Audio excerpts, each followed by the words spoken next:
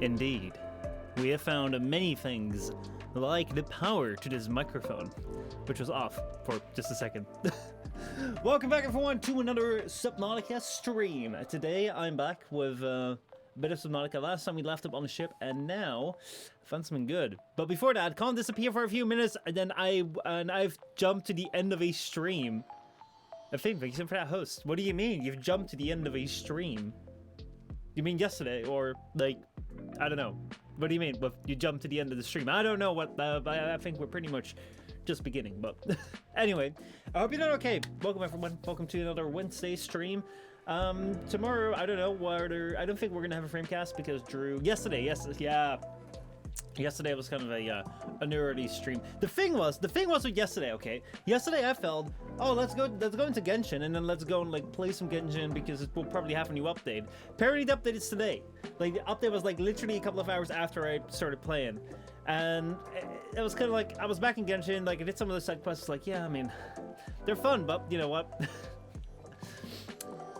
It's not the new thing that I was hoping for, so I was kind of like, you know what, we did an hour of it, it's alright, you know, let's turn in the early Friday night. So that was a short stream, but today will probably be a little bit longer because we're back with Subnautica, and honestly, like, I did go back to my ship today, or my station, my base station today, so I could like empty my inventory so that we could go and grab something more from that Aurora ship. But then on my way back, I spotted something very, very interesting, so I want to get back into that in a moment. Let's see. Okay, such a neutral world and so abstractly deceiving, like a smile or a mind. But thanks. Shall we sit and watch the time die by, or listen to the chimes of dying light, whether it be a bomb of war or a long lost dying star whose idea still shows on? Just watch but never touch. Oza, how are you getting along in Brave New World? Tomorrow I'm recording a book episode, and tomorrow I'm also recording a new main channel episode. Let's see, so we'll be able to talk books. Retro says, I'm getting kind of tired of Twitch's ad on Twitch. It's an elaborate sponsor for a certain streamer who is a Twitch ambassador. Actually, I haven't seen Twitch ads in a long time, but I do know that Twitch ads are always kind of like the same similar ads. Like, they don't really have much ad variety. I really get tired of those YouTube ads promoting YouTube artists or YouTube ads promoting YouTube Plus. Like that shit is just kind of like, I don't know, man. I'm not the biggest fan. Like, I get that they want to promote like their premium service, but when my video is interrupted by you because you said something, like, yeah, no, I'm not gonna buy that. So yeah. And then when it comes to like those artists, like, the thing is like, I don't have a problem being exposed to other creators. I have no problem like seeing something that someone else made, and you know, if they profit off it, like, that'd be great. But the thing is that a lot of these like little intro bits are so fucking made. They're so fake, and that is not what YouTube was about. That's not what this online thing is about. It's kind of like, if I were to come along and be like, yo, what's up, guys? Check out my brand new album. Oh, it's live right now, and it's gonna be live with YouTube and this thing. And yo, it's like, no, just be like, yo, man, album dropping or something. I don't know how to do it. This advertisement is supposed to be for something, but instead it talks about a Twitch ambassador for the beginning part. Which Twitch ambassador? Like, I've not seen it, so I don't know. But yeah, you got it when you join the stream. But at least it supported the stream a little bit. That's like the ad revenue I get, which is the only ad revenue I get. That's Indeed.com. I've never heard of that. But maybe I should be glad I've never heard of it. Maybe I should be very, very glad I've never heard of it. Well, what kind of bad advertisement is it, by the way? Like, if you're trying to advertise something and you like hire a Twitch streamer to like advertise it, and then like the advertisement is actually about the streamer rather than yourself. Me neither. Before it advertised to me for the 50th time. Damn. So one thing which I'd always wondered about is like how effective advertisements actually are, because one thing which I find, and I find out like probably like you, Retro, probably right now, is like, if I see an advertisement so many times, I'm actually going to be a little bit upset with the company. I'm going to be like, God dang it, stop giving me goddamn ads, I don't know. You know, a lot of times it like brings about negative feelings because, yeah, advertisements support the entertainment industry, but at the same time, advertisements disrupt my entertainment experience. So, you know, that kind of sucky. That said, I think lately I found the reason why advertisement is so big, because the thing is if I go to a store, if I go, especially online, because online there are so many options, whenever I go online to buy something, and it's something which I have no idea about at all. So like when I buy like computer parts, or if I were to buy like phones or whatever, I would have some idea as to like what's going on, because I'm kind of informed in those areas. But when it comes to something I have no idea about, like I'll always go for a brand that sounds familiar over a brand that doesn't sound familiar, especially when the price difference is not that much. And I think that is what advertisement companies are like going for. Seeing an advertisement more than once usually makes me want to buy the product or use it less than I did initially.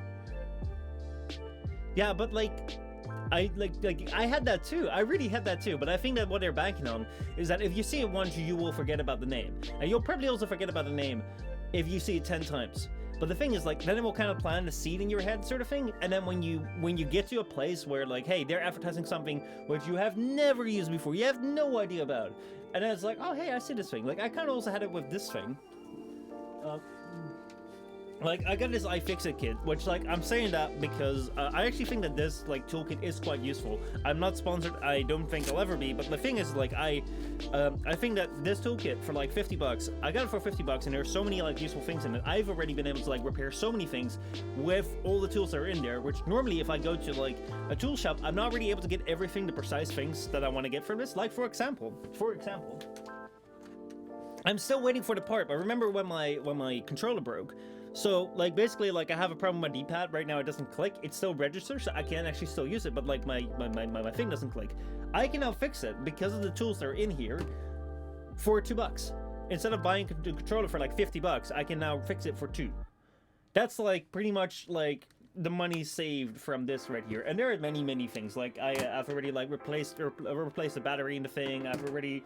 Like, there are so many things that I've already been able to open up and save money on that I think that this purchase was absolutely fucking worth it. Are there better toolkits? Like, if you were able to, like, put it all together, would it be cheaper? Probably, I don't know, but, like, this package is very nice.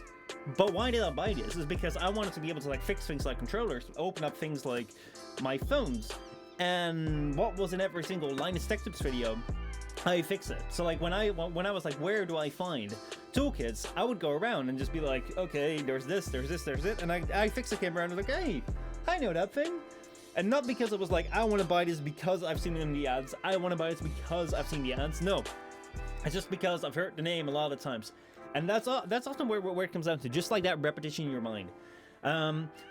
Hashtag sponsored without being sponsored. Yeah, I mean, sponsored is definitely not a thing yet on this channel. Oh man, like, actually, like, on the one hand, I'm kind of looking forward to times where I might be sponsored. At the same time, it might also be like an extra layer of difficulty. So, like, the thing is if there would be sponsorships, then that would be insane, because that would mean that there would be more money to go about with making things on the channel. I might be able to blaze things over that host. Like, things that I would do with sponsorships is definitely, like, do more things on location, maybe fly out somewhere, maybe, like do things with other people. I don't know, like, I've never had the money to do that with. Trigon, what's up? How's it going, man? Blaze, how are you doing? Oh my god! Trigon coming in with that Twitch Prime subscription. Dude, thank you so much. I appreciate that. I appreciate it a lot.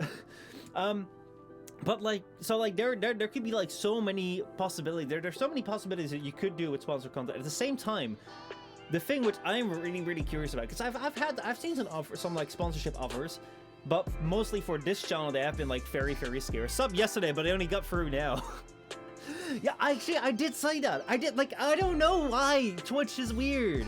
But yeah, anyway, so like I saw it yesterday that, like, the sub count went up, but I never saw, like, an alert, and I never saw something pop up.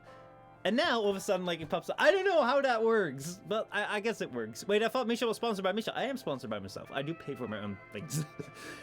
What was it talking about? Yeah, being sponsored sort of thing. So I have seen some like chat, like things reaching out to me, being like, oh yeah, can you sponsor? Especially, like, when it comes to this channel, which isn't all that big. Like, the sponsorship deals aren't that great. Like, it's not really, most of the time it's not about money. It's more about, oh, we'll let you use our product for free. It's like, yeah, but your product is already free. It's like, oh, we forgot about that. Tribal needs to sponsor Misha. Actually, Tribal does. Tribal fucking does.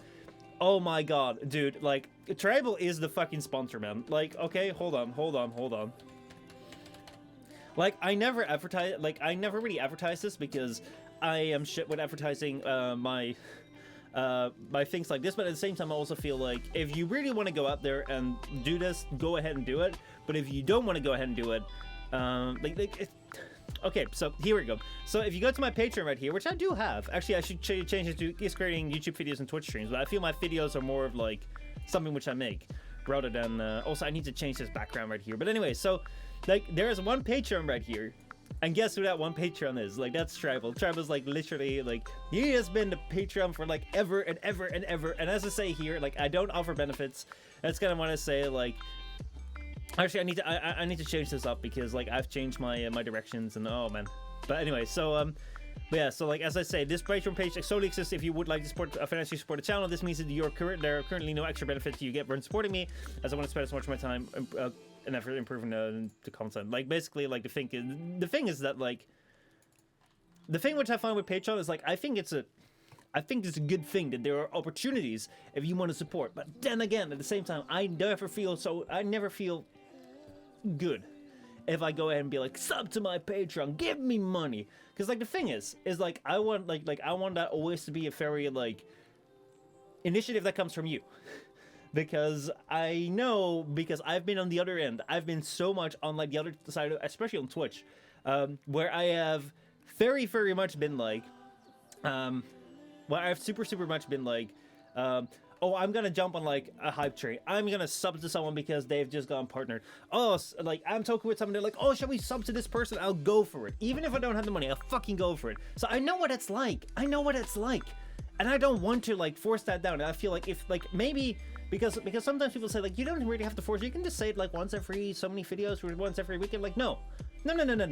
Like maybe I'll lose a couple of people, but like at the same time, I mean like a theme also like comes through with some amazing donations sometimes, which I just like, oh man, that just shocks me out. Like I still can't believe it, and like I will always just be floored by it. I always think it's amazing. So but yeah, like that's the thing. To be honest, I didn't know you had a Patreon. Not that I have money anyways. Yeah, like it's linked, but I never advertise it because like the thing is, like I don't know how to advertise it in a way, because I feel if I advertise, I'll like put too much pressure on it. And if I advertise something, especially when it comes to like giving money, like the thing is, it's like if I say sub to the Patreon, like I kind of want to have something to give in return. But right now, it's completely not in the picture of me to do anything for Patreon, because look at how long it's been since I've made a video. Like for God's sake. So yeah. Reminder of that lady that said if you don't give her money, you shouldn't watch her. Actually, Blaze, did you see that on Twitter? Because Jisoo, like, I was watching Jisoo stream today. Apparently, there has been another streamer that was doing that thing, that was banning people because they weren't giving her money. I'm like, how stupid can you be? Oh my god. You're interesting starting to stream at a later time. Oh, that has been because you guys switched time. If you're in the US right now, you are 1 hour. You've changed time. We're still at the same time, but you guys have changed time. My time is going to be changing in about a week. So not this weekend, but the next weekend, I'm going to be catching up with you guys again, but now we are at a different time right now, so. But yeah, so like, I thought there was only one person that ever did that. Like, there was this one clip of someone that said, like, oh, if you guys aren't able to sub, like, just, you should get out of here because, like, you're too poor to watch his content, and, like, the whiny idiot. But apparently there has been another, and I've not seen the clip. I've not seen it, but I was just in Jisoo's stream, like he was talking about it. I was like, wait, is this the like old clip or is this a new one? And it's a new one apparently. So yeah. Oh shit, I'm older than Michel. How does the future look like, Jin? What does the future look like? Tell me. What do people not understand? If you're streaming on Twitch, you can't do that, but on YouTube you can. What do people not understand? If you're streaming on Twitch, you can't do that, but on YouTube you can. Like, ask for money? Like, what do you mean? So a streamer who berated one viewer for complimenting the personality, it says she's funny? Why would someone do that? If you move faster than Michel, you'll age slower. Actually, if you just go away from this planet, if you're in less gravity than I am, then you'll age slower. If you really want to age slower, then yeah. But yeah, so Blaze says like you can, what people do if you stream on Twitch, you can't advertise for money, but on YouTube you can. YouTube has the member-only streams, so yeah, money streams. I mean, I have that on Twitch too. So what I have on Twitch is I can go ahead and, what is it? I can go ahead and do a subscribers-only stream, which technically, let me see. I guess, Retro, are you subbed or like does the thing not show? Like technically, oh my god, Brand is here too! Brand, how did I miss that? Hold on. I think I saw you somewhere. How did I miss that? I thought Brent was here too. Brian, yeah, TV. Did I see that message, or did I just like connect Blaze and Retro? Yep, there he is. Brand is here. God dang it, dude. Looks like my subscription expired. Oh, okay, so sometimes it shows, so sometimes it doesn't. I'm always able to watch sub-only streams. But yeah, so like that doesn't work. Oh, the feature just doesn't work. Everyone can watch the subscription streams. I mean, why is that option even there? I mean, like, I don't even know why that option should be there. So like, fixed. Hey, Retro, thanks so much for that Prime subscription. Now we can do a sub-only stream. But then, like, the thing is when it comes to like subscription streams, it's like, yeah, like, it's kind of cool, but at the same time, Gloco, I can't believe. What can you not believe? That the world is round? That the sun doesn't shine? Actually, it always shines at night, but you can't see it because there's something in between. Ooh! But yeah, Chatterbait. Oh man. Like, so, I can't believe I've lost faith. A skin? So, like, okay, so, like, it's so funny right now because, like, you're seeing so many, like, people now on Zoom and stuff when it comes to working from home and, like, studying from home. So, like, I think it's really, really interesting, especially because, like, right now I'm on university, so I really have, like, I have a lot of classes online. So what you find is that a lot of, like, teachers, which are, like, professors who are, like, really esteemed people within their, like, space, they come to teach, and, like, when they're in person, like, they look very, very impressive, right? However, when they're behind a computer, a lot of times, like, what you'll find is that, like, they'll just have, like, their webcam laptop, so like, their laptop webcam, so, like, they'll just be like this, and this will be their picture, kind of, because, like, you gotta imagine, like, that webcam is, like, kind of low, so, like, they'll just be sitting like that, and you'll see, like, this, because, like, their positioning is awful, and they just have, like, they have, like, earphones in, and, like, the mic is horrible, but, like, you can't fault them because not a lot of people know what this thing is about. Like having a good microphone, so having a good camera setup, all that sort of stuff. So it's kind of funny to see. And then sometimes you see people that are like really well set up. And like I often get the question like, do you stream or do you make videos? Because like I of course have this room. And one time I saw someone with like an insane setup. I was like, yeah, hey, do you stream? And like, yeah, I do. And I was like, okay, so like watch Twitch. And they're like, watch Twitch. That was interesting. Anyway, let me see.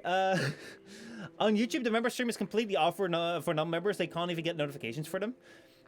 Yeah, I know about that. I do think that I've seen these in my sub feed though, but you don't get notifications for them, and you can't like tune into them, which makes sense.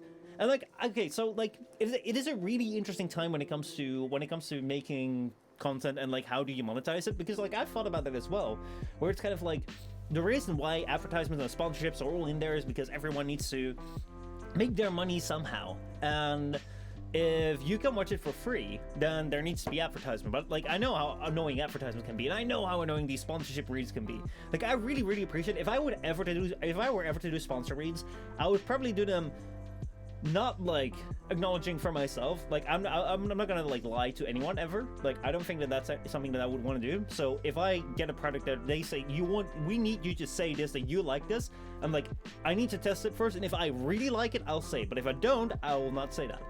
But I will tell you, like, hey, this company has this sort of thing.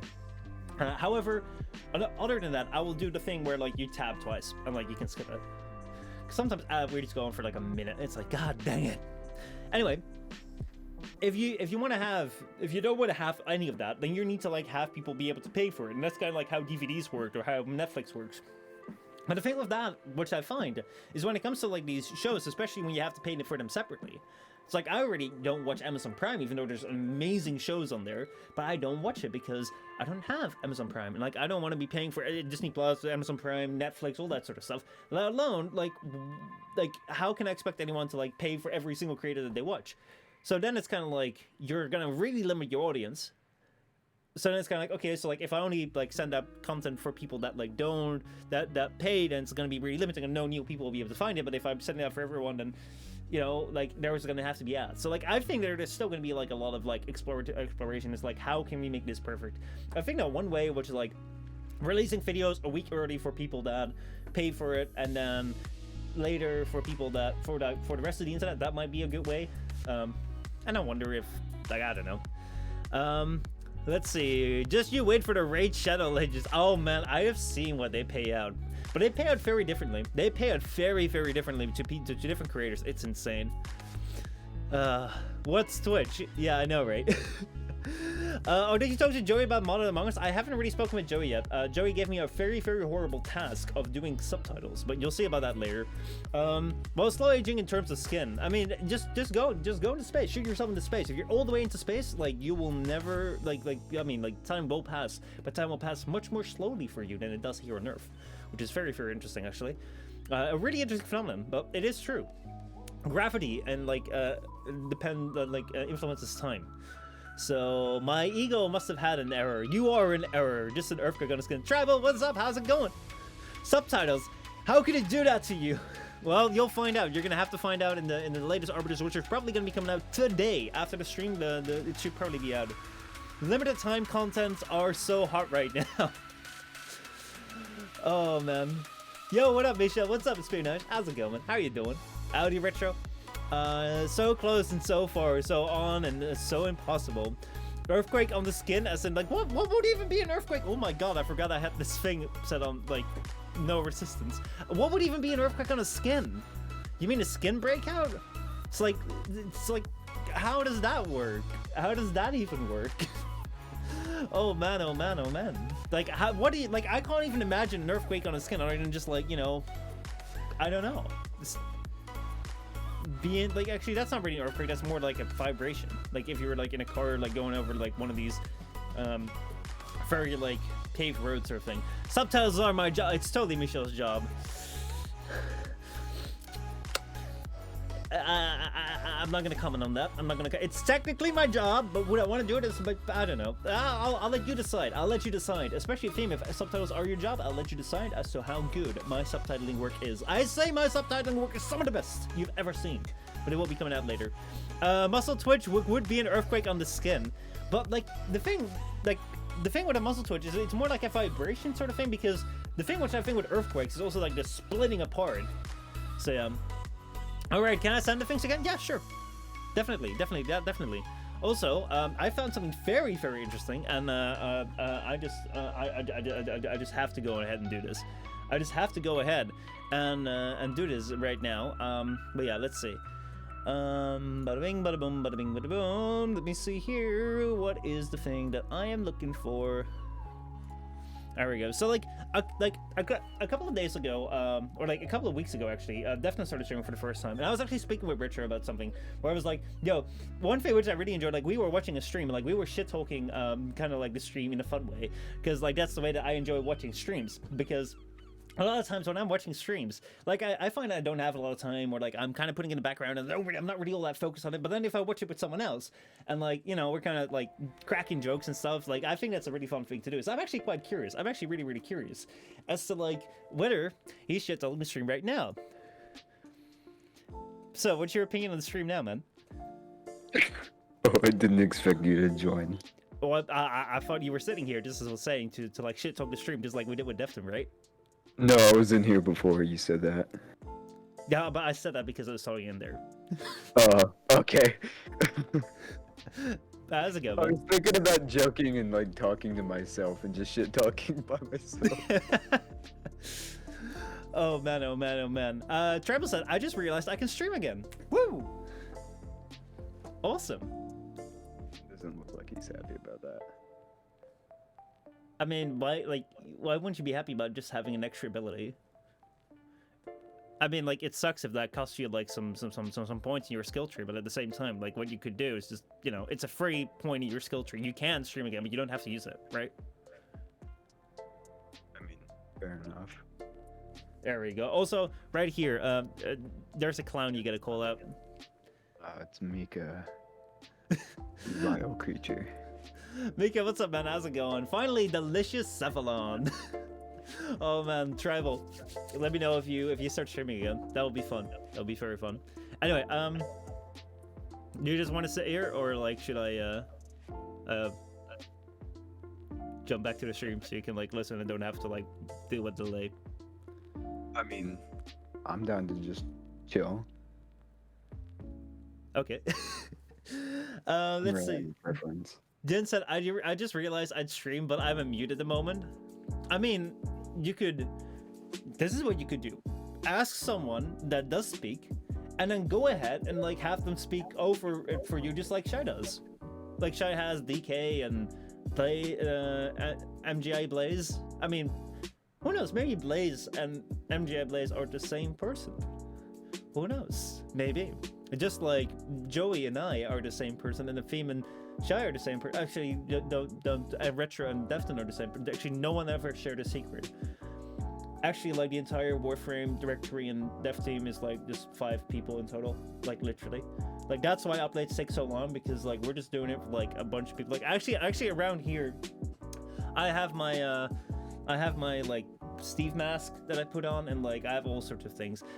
Jin says I could be like Shy. Maybe I am Shy. What's a Steve mask? Just a mask that I put on, and I look like Steve. Steve from Minecraft? Or... Very confused.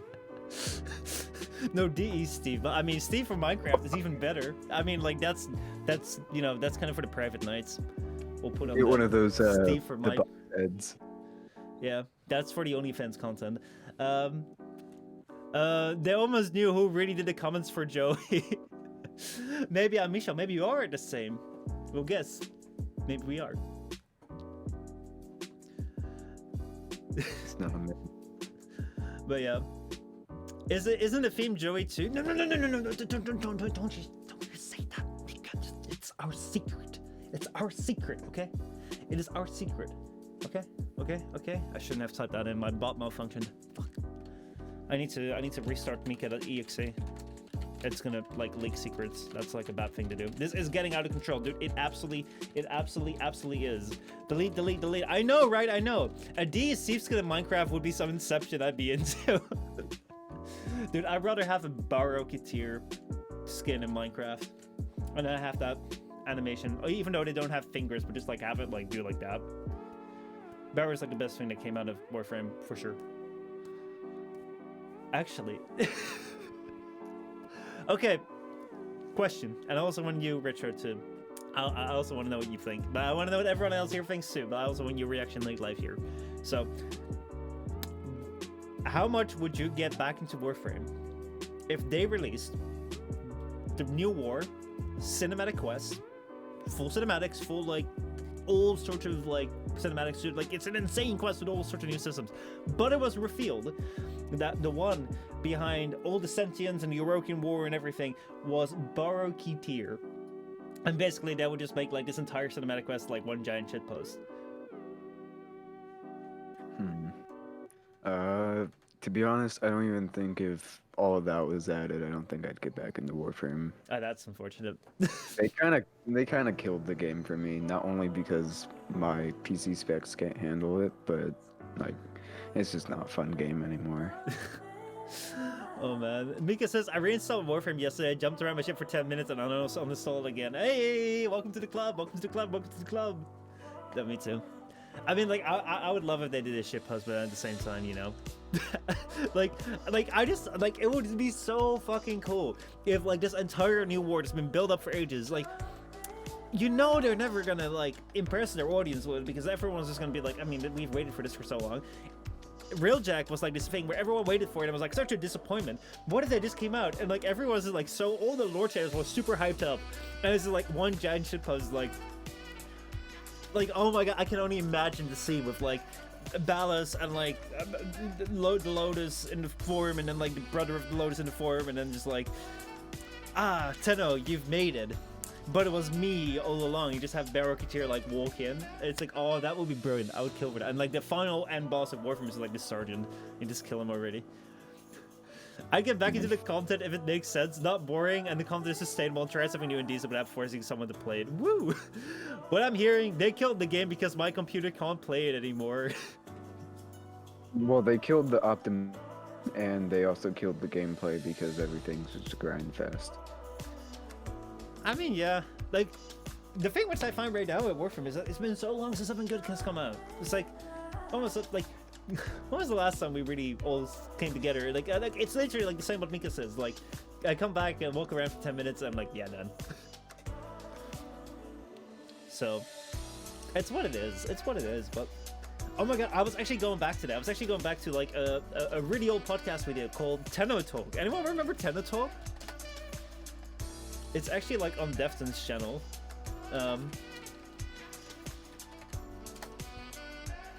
Let me see here if I can bring that up. Also, it's kind of turned into a just chatting stream, but whatever. Let's see here. Let's see here. Defton is going to be posting up videos soon, so I'm excited about that. But right here, Tenno Talk. This was 2 years ago. July 15th, actually 3 years ago almost. And this right here was a podcast that we did with like Mogamu, Jim, Defton, and me. Look, oh my god, look at this perfect fucking screenshot. Look at how very interested everyone looks. Oh my god, this should have been the thumbnail. This should have been the fucking thumbnail. This would be so fitting right now if we were to do like a Warframe podcast, like everyone's just disinterested.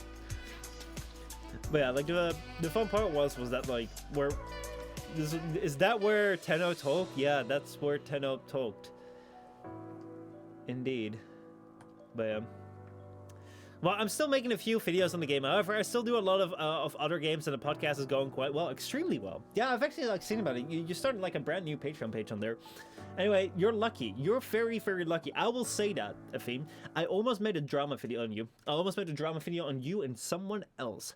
But then I figured it wasn't quite worth it because it wasn't funny enough. Because it wasn't funny enough. No, it wasn't. So, the thing was, okay, last week, Ashishogi Tenno made a video on Quiet Shy, exposing Quiet Shy's real and very much true identity because he'd been called a Shy clone for many, many years. Don't ask me how that works, but that's the way it works.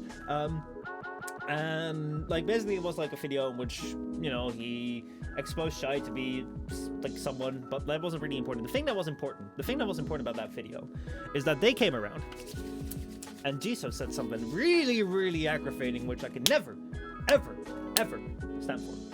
He lied. He lied very hard. And he said, if I quote, that he thought that Shy and him, so Cephalon Jisoo and Cephalon Shy, were the two original Cephalons. And that every other Cephalon beyond them was a derivation from them. They came from them. And I was like, how can you say that? How dare you say that? How dare you come forward and say such sinful things? This is so much worse than doing anything else in the world, because we all know that the real original Cephalon is Cephalon Tribal. Cephalon Tribal was there at the dawn of creation together with the Queen of England. They are the two oldest human beings in the entire universe. The two originals.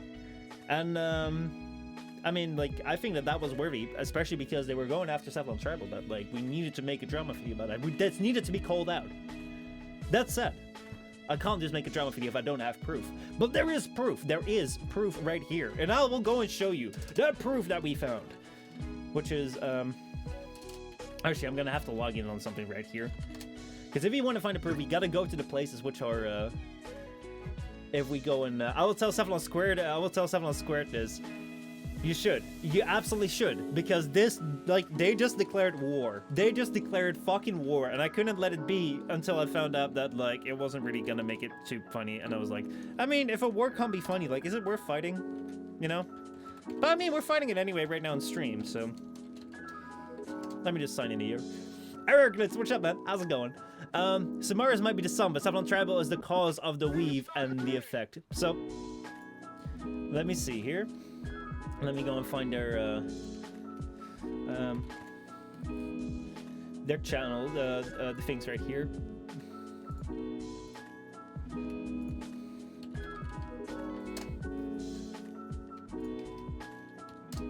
Oh, not Twitch. All right, here we go. Let me go and find this. I have spent hours and hours researching this. But I actually found some very, very consistent proof. Because the thing is, like, I can't just call someone out if I don't have the correct proof. But I did have very, very condemning evidence, which shows that they just committed the most egregious sin of all time. And that they definitely deserve to be called out on them. So like that was kind of gonna be the video. I'm doing kind of like right now what I would have done. I would have taken so long to like go ahead and like open up all these tabs, but I mean, here we go. Okay. The Queen of England was just immediately like, where the fuck is this going? So, here we are. We are in the deepest depths of hell, which is called Twitter. It's a giant shitpost. Normally, I wouldn't recommend you going here, but here we have to go to find the evidence to support the mega claim of all time. So, Savlon Jisoo and Savlon Shai are saying that they are the original Savlons. Well, that's not true, and I can prove it, as a matter of fact, with numbers, magic, math, and Twitter. If you go to Twitter right here, you'll find that we are now in Savlon Jisoo space, and what you find is he joined in November of 2015! Okay, that's very important to remember. Please keep that in mind, okay? Then we go to Quiet Shy right here. That's very familiar with this. What we find here with Quiet Shy is that Quiet Shy joined Twitter at September 2014. So that means that Shy is at least a year earlier than Jisoo. So that debate is settled. Shy was the original. However, you ain't seen nothing yet. You ain't seen nothing yet. See this. Savlon Tribal. Twitch and Discord moderator for Michel Postma. Best channel in the world. Joined in September 2012. You ain't got nothing on that. You ain't got nothing on that. They got nothing on this. Tribal is original. Tribal is original. Have you forgotten what Sense the Demolist? I know! I know! Oh man, oh man, oh man. So, like, that is what I'm saying. This is proof. This is fact. However, I was gonna go, furthermore, I was like gonna go ahead and do something more, but like the thing was, I was like, going to Twitter is like, it was a little bit long-winded. I mean, like the thing which I kind of wanted to do is like, I kind of wanted to like go ahead and in turn expose, like also correct Jisoo on his exposing of Shy, because we all know who Shy really is, and the proof is there too. The proof is there as well, which I can show you all as well right now. So like, you are exclusive here to the exposing of Shy's true identity, which, I mean, like, the thing was, at the end of the day, I was considering, like, should I make this video? But at the same time, I was like, Shy hasn't spoken out about this, which is bad. Which is bad, because you see something so blatantly wrong, you need to speak out about that. But she didn't, and, like, I mean, it's very unfortunate, but, like, does she really need an exposing because of that? Like, I was like, nah. And, like, there's not much to, like, expose Jisoo for, because Jisoo's very open, so it's like, yeah, I mean, is it really worth it? And I don't think so. I don't really think so. So, that's why I ended up, like, not making it. But at the end of the day, like, I might have to, like, I'll just show you guys what it was.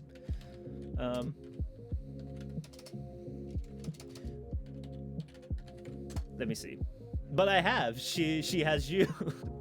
Legit says, original delicious cephalon. All right, so let me go to the proof right here, right now, and I'll show you, like, if you're interested in, like, what is Shy's real identity, I'll show you right now, okay? This is just between the two of us. Don't ever leak this. Don't ever, like, share this with anyone, because, I mean, that won't be interesting.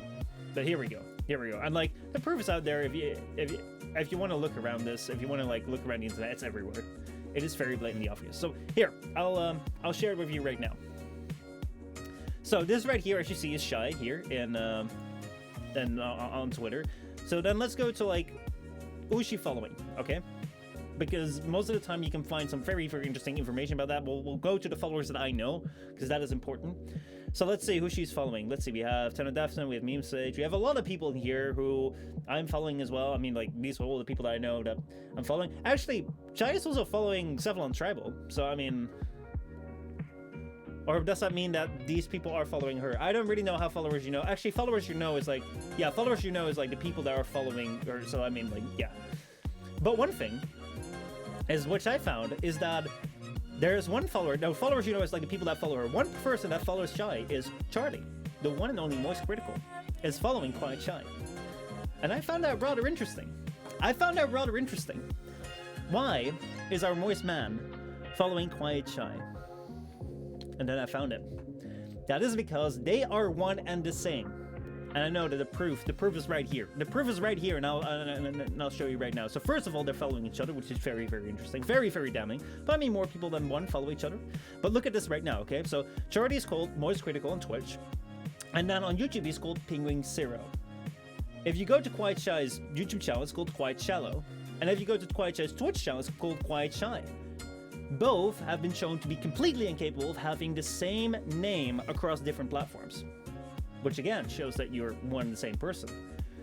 But that's not all. That is not all. I mean, every single picture that we have seen from Shy doesn't come on camera a lot, but what we find is like she's often wearing white, just like Charlie. She's often wearing, she's often having long hair, just like Charlie. But more important than not, we all know that Charlie has been a edgy anime protagonist in his like when he was in high school, and that is just something that he has continued in his Quiet Shy channel. But even more than that, if you are not convinced just yet, then take a look at this, okay? Take a look at this. So Quiet Shy is known for doing these drawing streams where she does like some amazing drawings right here. Let me go and like take a look at this. Let me show you the amazing like skilled art. Like I'm not gonna say anything about this art because like seriously, like I can never ever in a million years make something this beautiful. I think that this is a very like exclusive thing, which like there's only a handful, if not only one single person on this entire planet that can draw like this. Which makes it all the more obvious that, as you can see, if you look at this art, a very true art expert can see that this art right here is exactly the same as this art right here by the great artist of Moist Critical right here. You see that is a 1-to-1. So that was my proof. Quiet Shy is Moist Critical. I know it's been a secret that's been very well kept. But if you're gonna go and make lies about my moderators, if you go and say untrue facts that discredit the original Cephalon, you better get ready, or someone's gonna get hurt.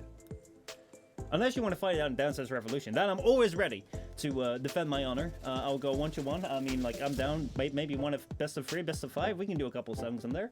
Like I might not be the best on my feet, but I'm willing to take it out for anyone that's being threatened. I will solve this drama. If any drama ever occurs, we'll do it 1-on-1. Downstairs Revolution. Pick the time, pick the place. We'll do it. So yeah, that was kind of the thing. I didn't think it was really all that funny. That was a long bit. I know, right? I was kind of like wondering if I should make that video. I mean, like a lot of time went into like opening up the pages, but yeah. Yeah, kind of strange that Charlie follows Shy. That's because they're the same person. I'm telling you, they're the exact same person. I've told you before. Like I've shown you the proof. It's irrefutable. There's 4 pieces of damning evidence. Irrefutable. So yeah. Let's see. Is she following famous Blaze? Wait, what? Are we getting conspiracy? No, we're talking about the truth. Rebecca equals Shy equals Moist Critical? Let me get the popcorn. But Rebecca is not Moist Critical. But that's because Rebecca is just like, it's just like an alias. Rebecca is just like, you know, a red herring. That's what they call it. Like they've kind of created this meme to like send out Rebecca. So yeah. The clickbait title, the true identity of Quiet Shy. Yeah, I'm not making that because, you know, it's not funny enough. So I mean, if you want to share around this thing, should I call DK? I mean, like, just tell DK to like call me and like, yeah. I mean, like, I'll explain it to him. I'll tell him what the real true identity is of Quiet Shy, and like we'll figure it out. Like, he'll probably be shocked. He'll probably be very much impressed, and I'll be like, yeah, dude, I'm sorry. I mean, like, you just never knew, but it was always out there. You just had to look. Anyway. Then Sentient the Theme is also a branch of Shy, so like who knows? Maybe a theme is our voice band. I think that we found that out too. Sentient the Theme is voice critical. It's good to know. Anyway. What kind of truths have you guys discovered? Let me know. Are we getting into conspiracy, or are we gonna get into looting on this platform right now? Because like I kind of do want to get into Subnautica too.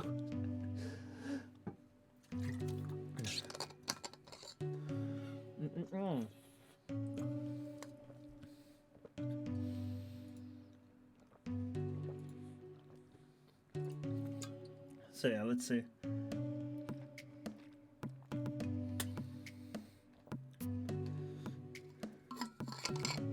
Let's see. Shy's like Batman. Anyone says can be Shy. I think there is a lot of shy people in the world. No matter how you want to interpret that. But yeah. Actually, like we might have to do some sort of like how to basic thing. where it's like, I am quite shy. No, I'm quite shy. That would be pretty sweet. Anyway, Richard definitely has the voice right here, so I'll just leave that. So, but yeah. Anyway, that said, let's get into Subnautica, because there's some interesting stuff going on. I have discovered I have to move that one ink on that one link on the Hiragana Katakana stroke order to the resources channel. Yep. All right. Well, let's get into the game, because I mean, after all, that is kind of what I wanted to do today. So welcome back to Subnautica, everybody. You muted yourself. You deafened yourself. So I mean, you know, I thought you wanted to listen to the stream, so I did leave you. I did leave you, just like I left my. Anyway, let's gloss over that. Let's go and play. Let's go and lower the music. Actually, like, we can keep the music up for now. Let's play. All you need is a wake, welder's goggles, and a red face mask. I mean, like, that would assume that I don't have them from the ones that I use to make my. I mean, yeah, I'll definitely have to get that. I'll definitely have to get that, because I'm totally not quite shy. No. No.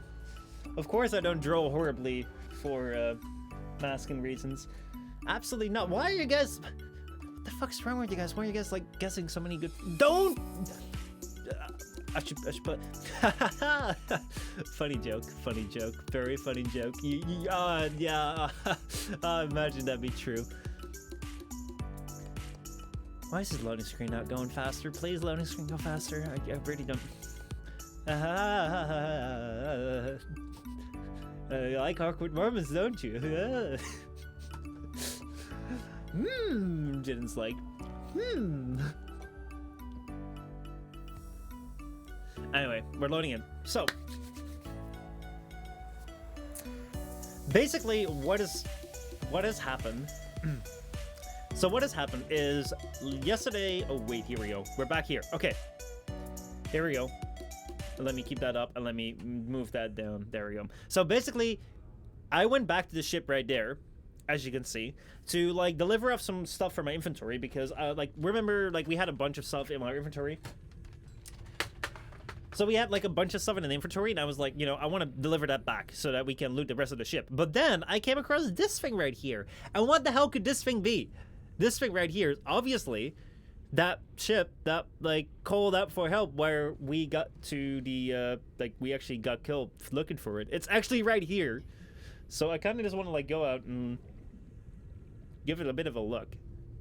Hold on. General, let me turn up the volume again. Back to game. Alright, so this right here is that thing that we were looking for, the life pod. If only I knew that it was right here, then I wouldn't have had to get killed. That said, it does seem like it's pretty much dead, just like everyone else that we find here. Open a data box. We have a creature decoy. Oh. Blueprint acquired. And then we have a first aid kit right here. We have the data pad. Integrating And that is everything, I think. Yep, nothing else works. I really don't believe that we were ever going to find anything about anyone else. But anyway, that said, so it was really pretty much right here. Why did I ever bother to go into the deep, dark depths? I don't know. But let's get back. We got our data. Let me see, because I have a bunch of things right here in my storage. I took these carry-all things with me so I can store more things in my thing right there. But here we got this. Let's go. Let's see. I'm gonna be like a plane and take off. Y'all have fun. Dragon, thank you so much for tuning in, man. I appreciate it, and I'll see you around, man. Michel proves everyone is everyone. He's actually alone on the internet, talking to his multiple personalities. I mean, I invented the internet so I could, like, deal with my problems.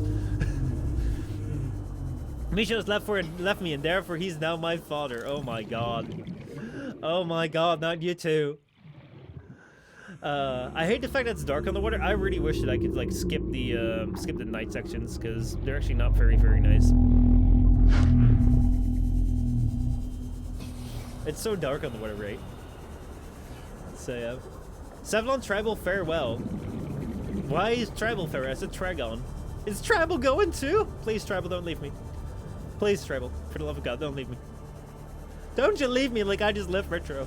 I mean, don't leave me like I just left Mika. I mean, yeah. Just be glad I'm not saying that. I mean, like, I already have 2 people doing that. Now you're the second person that's telling me I've left them, so, you know. By the way, I hope that's not gonna be like a standard that people like follow on. It's like, hey, you should just be glad I'm not calling you guys. Like, oh my god. Anyway, we're back now. Let's go on board our escape pod. Here we are. We have our radio right here, and we actually have an extra message. Fuck. Or not. This is Life Pod 7. Coordinates attached. Pod is structurally sound, but the fabricator's bust. Requesting assistance. 7 out. I hope to find you, man. Signal coordinates corrupted. Approximate transmission origin recorded to data bank. Okay. I really don't have a good feeling about these guys. I really don't feel we're ever gonna meet someone. But let's see what kind of data we got out of there. So we have data downloads, we have Aurora survivors, and we have LifePod 4 crew log. Let's listen. To any Altera crew. Landed in area of significant alien activity. Encountered predators in the Leviathan class, highly aggressive. Spectroscope scanner assigned species designator Reaper. One specimen attempted to swallow the life pod, doing extensive damage in the process. Only viable option is to make for the safety of the Aurora crash site.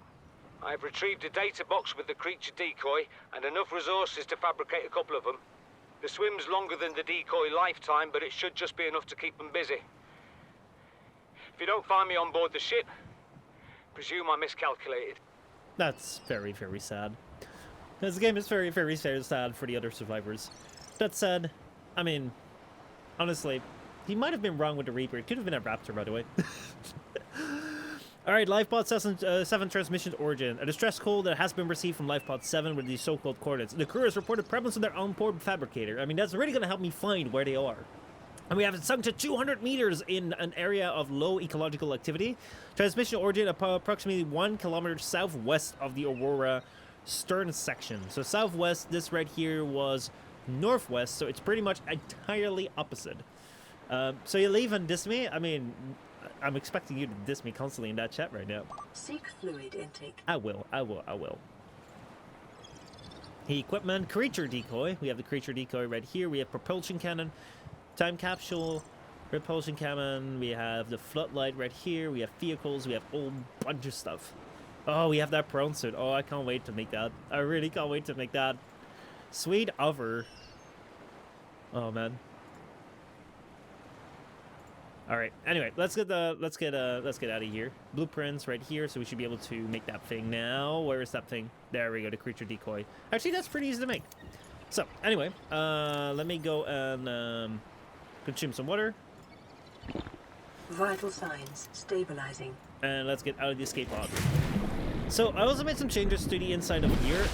I am still very curious as to how to connect these two. So what I've made right now, if we enter here into this beautiful, beautiful place. Captain. I appreciate it. So I've put up the posters right here. So we have the Aurora poster right there. We have the two, like, freaky posters right there. We have the Aurora model right here. And then what I very quickly want to do is I want to shine this to 1 and 2.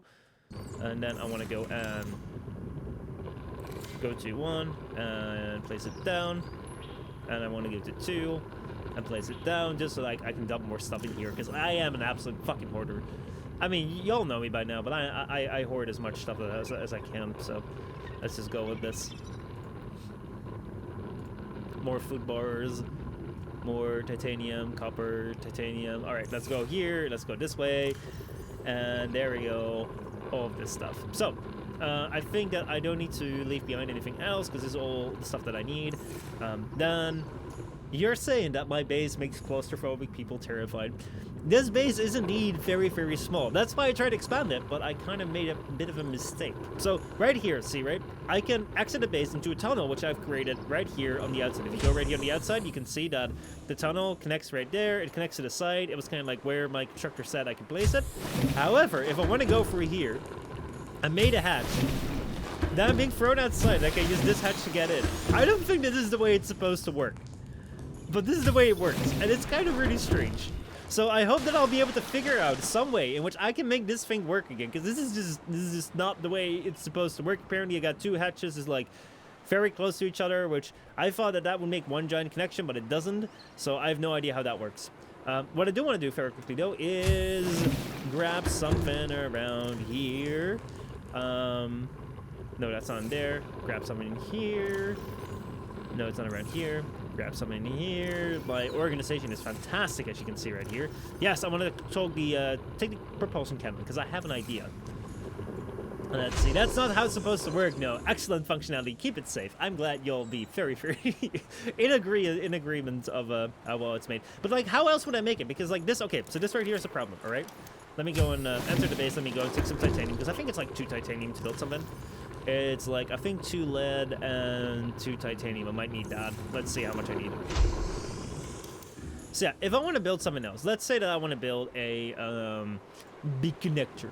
So like, it says that I can place it right here, which I would assume implies that it would connect it to there, but you don't get that situation. You can't really connect it to there.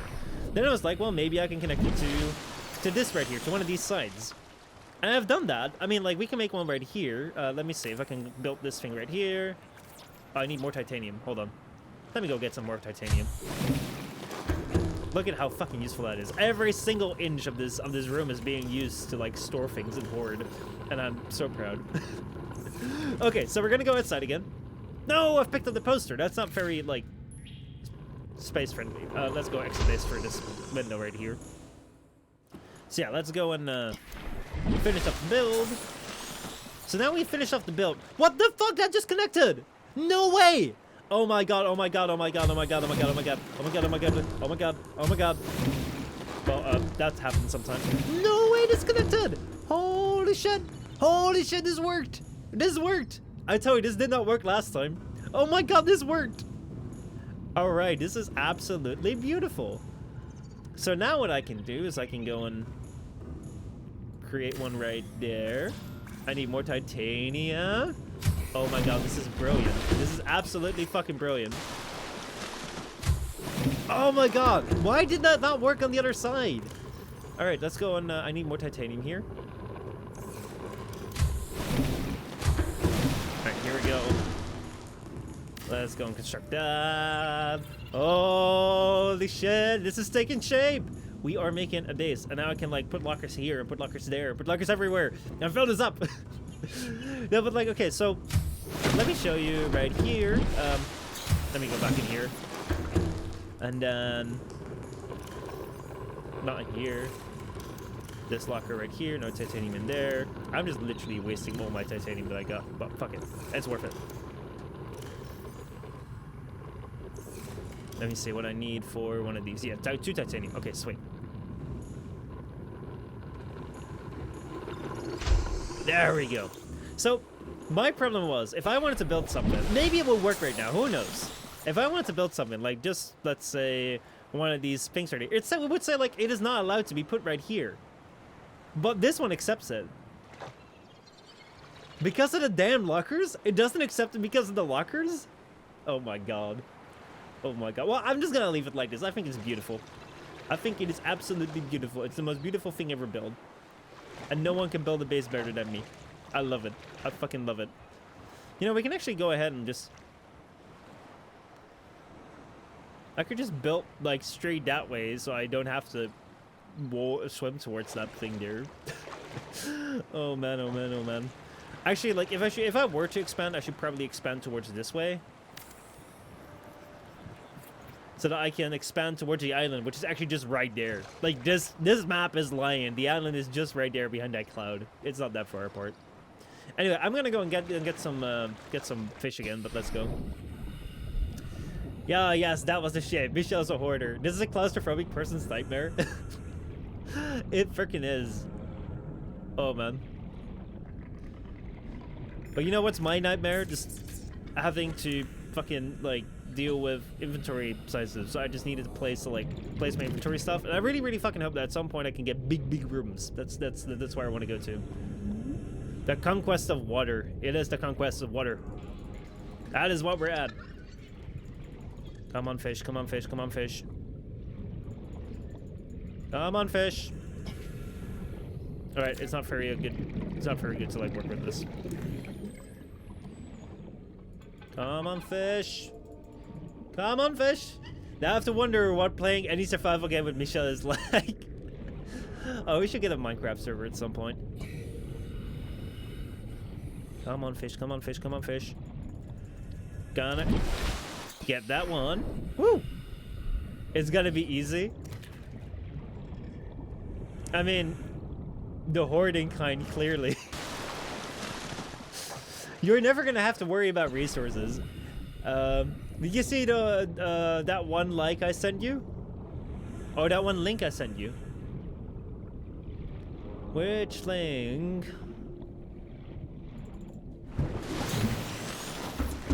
I've probably seen it. Like I've seen I've had a lot of people send me links lately. I know that sounds fucking stupid, but like I did. I have seen many videos lately. I'll pin it. Yeah, please pin it. I heard Minecraft. Yeah, you heard right. All right. There we go. Let's go and eat that food. I mean, like I'm gonna have to eat it anyway. And then let's go. Let's see, what do I have in here? Let me put it on 2, and then I think I have everything. All right, let's go. Let's see here. What did you send me? Which one did you see? All the pins.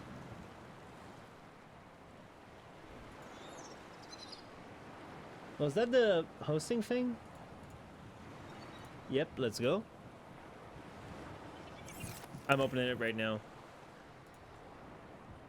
I said Michel links all day. Dude, Battlefield 4, man. I want to play. I want to play.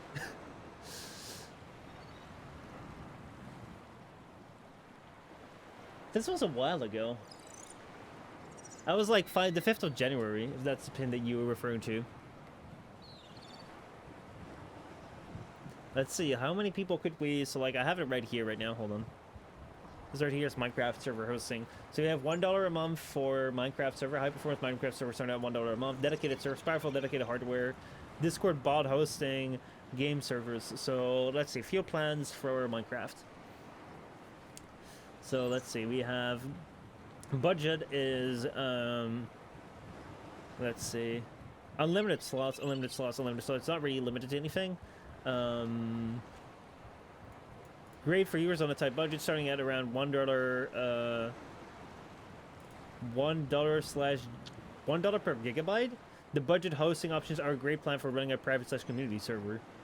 What do they mean $1 per gigabyte? So does that mean that like you pay for like how big the game is? Premium, perfect for the large servers, small packs, and public servers who need the power of the Intel i9 for the best-in-class performance. So you have unlimited SSDs, unmetered enterprise SSDs, $1 per gigabyte for RAM, I think. Oh, I see. Unlimited slots, North America, Europe, and Australia for automatic backups. And then right here we have extreme unrivaled performance dedicated to just to your server for no compromised hosting experience. Both of these use the same processor right here. They both use the same memory. They both use the same here. Same DDoS protections, unlimited slots, same thing, free backups. So dedicated CPU threads, so that's the only thing that you get there. So let's say that you were to go for premium or something, like what are you looking at in price sort of thing. Oh, you're looking right here. So 5 GB premium Minecraft. Oh, I see. So basically what you have is oh, if you just run vanilla Minecraft, it's super cheap. And if you have Forge mod pack, Bedrock, oh, so like it even changes based on what version you're gonna run. If you're run like super low, that doesn't really change anything. And you can have up to 25 gigs. Wow, that's actually $50 a month. Like, actually, like, how high can you go? Let me see how high you can go. Let's say that you go, like, the full tier. That's 110 a month. Damn. Actually, like, depending on how big your server is, that could actually be quite affordable. Interesting. Yeah, I haven't seen that lately. That wasn't really on my mind, because, like, it's been a while. But, yeah, I probably did see that at the time. That's interesting. I mean, I'll try and like catch up with Defton, see if he's down to like doing Minecraft server together. Vanilla is very easy on the system, but mod is pretty heavy. I want to do a modded playthrough so fucking bad though. Oh man, oh man, oh man. All right, let's get out of the escape pod and let's get towards the big ship again, because there's still some stuff to pick up. There's still some places to get into, and there's also something which I found which was quite interesting. I'm actually quite curious as to maybe we can discover something more. So let's get to that beacon, and let's explore the ship again.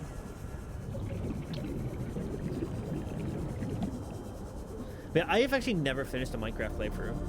I've only done like partway. I've never really done creative though, because creative is kind of boring in the sense of, I mean, you can already do everything that you want to do, so like why bother, sort of thing.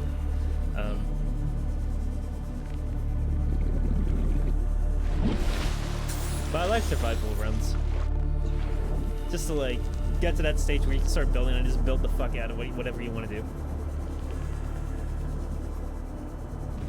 All right, here we are back to the ship. And I got my propulsion cannon, or repulsion, no, propulsion, I don't know what it is. It's something. It does something. It pushes or pulls or whatever it does, but I have this thing with me and it's very, very important. Well, let's see. Fish. Boomerang. Actually, I should probably, can I eat that straight away? Does that give me something? No, let's just drop it then. I mean, fish, you swim on free. Because I'm not going to cook it right now. But yeah. I have, but there isn't much point of after beating the game. That's why I want to do modded so bad. Because basically Minecraft gets boring once you beat the game. I mean, I can see that. Then again, Minecraft has always been like up at the building for me. Seek fluid intake. Oh no, the fluid intake. Alright. Let's get around, round into the ship. Round into the ship. I actually looked up a video today of Subnautica to see what would happen if you went into the ship before it exploded. Because like the ship explodes like a couple days in. And if you actually have an idea of what you're doing, I think you might be able to build a radiation chute before that time. That said, I don't think you actually get the blueprint before the ship explodes. So you should be able to get there anyway. But I looked it up and actually someone actually was able to get into the ship before it exploded. It's just like, there's nothing in there. It's just like one giant mess of textures and stuff. But I did find something here. Let's go into this place right here. So as you can see, this place right here is not the usual place where we get into the ship. But what I did find is right here we have another doorway. And if you see this doorway right here, it seems as though like you should be able to not get in, but also do get in. So like let me show you why I think that you should be able to get in, because there's a chest right there, and I forgot to bring a fire extinguisher, which is my fucking mistake. Oh my god, these things! Get out of here. But the thing which I want to try and do is, I want to see if I can move these bits. Oh my god, I can! Oh shit, I gotta lose the fucking spiders. Shit. That needs to be on too. I need to drink some water. Vital signs. Alright, let's go and fucking fuck these bitches up. No! You won't attack me again, spider? Where's your friend? Where's your friend? I'll not let you go. I will not let you go. You won't attack me. Whoa! Even after I told you. Like, you won't attack me again, spider. You're dead now. Alright, let's go back to the propulsion cannon. So, I think that I can remove, what I believe is I can remove all these obstacles in the way and then get into this place. And it is actually working. Fuck, just release it right there. Just need to move it out of the way. Need to move it out of the way. Oh my god! I made it in here! And what I want to do now is open supply crate. You have a battery in there, which is actually not all that impressive. But we did find... Oh, we have a fire extinguisher here, because I had completely forgotten about taking the fire extinguisher, which is actually quite bad. But now we have it. So what I can do now is go here. And explore down here. Let's see what lies beyond this locked off door. Actually, not all that much. That ship seems it's on fucking fire, so let's just jump in here and let's see what we find below here. Oh my god, that is... Ooh, that is bad. Let's see, do I have a repair tool here? Yes, I do. Let me go and exchange the propulsion cannon for my scanner, because scanners are always very important. Let's see, we have another code thing here. I don't know what room this is. Sealed door! Oh, I can open the sealed door. That's a repair tool. I'm not really gonna open anything up with a repair tool. Open up the door! Whoa, what will be around here? It is great for toying, learning, redstone, practicing illusionary forms, giant cities and buildings, and empty world. Where the dog fog blows and the echoes march wherever you walk, because there's no one there. Not on to accept you, and a cat sitting alone by the window watching the world go by. Wonderful. It's open! Alright, let's see what we find here. We have another battery in here. This game loves its batteries. Oh my god, there's a terminal! Download the data. I got the data from here. PDA data. And we got another... Oh, this is just everything. All the shit here is... No, there's a door! I thought all the shit was on fire, but there's a door here. There is a door here leading to more shit that is on fire on the water, but I guess that's the way it works. Oh my god, there's a way down. I can go further down the ship. There is more to the ship than I thought initially. Where does this go? I would even if I had like a diving kit and like an oxygen tank, I would so freak out about swimming here, not knowing where it's gonna go up, where it's gonna go down. Oh, I've already lost my sense of direction entirely. Oh boy. What do we find here? Oh, we do find something here. I think. Maybe I should swap out the propulsion cannon for my habitat builder, because I'm not really going to be building habitats here. Let's face it. It's not really a habitat building place. Let's bring it around here.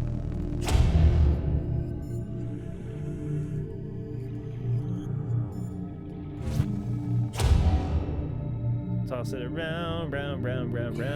Was there anything in there? Nope, that was completely a waste of my time. Okay, so let's keep going.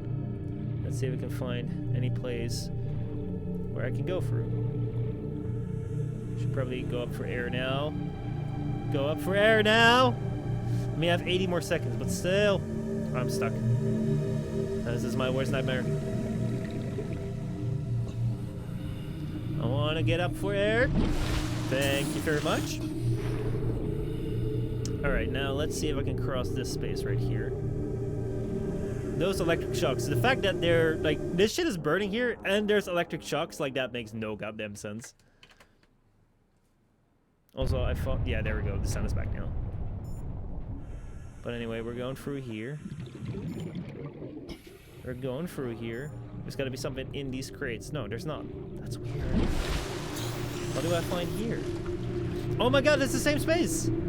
Oh, this is the space we were at like a little while ago. Oh damn! I didn't know that there was a connection here. Oh, that is nice. Alright, let's see whether we find something in our data bank that is useful. Let's see... I kind of hope that there's something between codes and clues. Because I need to have some more codes for... The cargo bay code right here is 1454. Let's see, these are clues for the other things. Let's see, Captain's Quarters, I've already found that too. And this right here, I have no idea. We're gonna have to find more codes though, because there's another door right there that needs to be opened with a code. And operations logs, let's see what we find here. The black box data. Initiate a slingshot maneuver around planet 4546b. High-speed, high-velocity energy pulse detected from planet surface. Emergency distress signal sent to Altera. Listening buoy via long-range computer delay.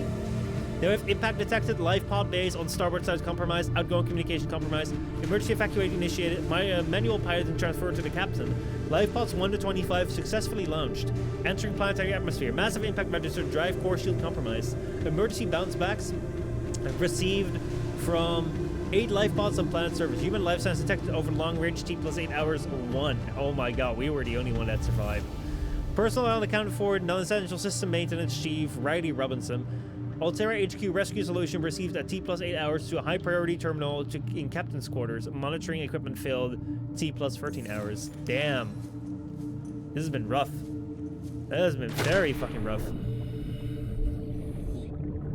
Anyway, I know where I am now, which is surprising. Let's see. Hey, we have a fire extinguisher here. Another one in the water. I mean, it's pretty much extinguished the fire, but that's also for the fact that it was like in the water. not really gonna have much of a fire in the water. Alright, let's see if we can go back here and find out more around this place. Was this the way that I came from? I feel like it was. Or this was the way that I came from. I really lost my sense of direction again, have I? Yeah, I'm back here. I recognize this place. Alright. Because I kind of want to get back to that room where I hadn't been before. Because I think there might be something interesting there. So let's go around here. And let's go back to the place that we were before. Which was around here. I'm a really thirsty boy, am I not? Like, seriously. This guy only wants to drink, even though he's like surrounded by water all the time. He's like, oh no, I want to drink, I want to drink, I want to drink. I know you're doing a lot of physical activity, but come on, man. Like, seriously. Alright, let's see here. We already downloaded data from this. Scanner, is there anything that we can scan here? Not really. We've already opened that container. Let's open up this door here. So let's see, what if we just punch in the same code? I think it was like 1474. Nope, that doesn't work. Was that really the code that I found here? Codes and clues. Sweet offer. Let's see. 1454. Maybe it's the same code. 4. I was off by like 2. Nope, it's not the same code. Oh, where am I gonna find a code for this? Where am I gonna find a code for this? Depth 194 meters. Nothing really here that will give me the code, as far as I'm aware. Dang it! I really wanted to explore that room. Well, it seems like I'm not really being killed by the electricity right there, which I mean sort of makes sense because it would be weird to get hit by the electricity. Oh, here is another code pad. Maybe you will work with 1454.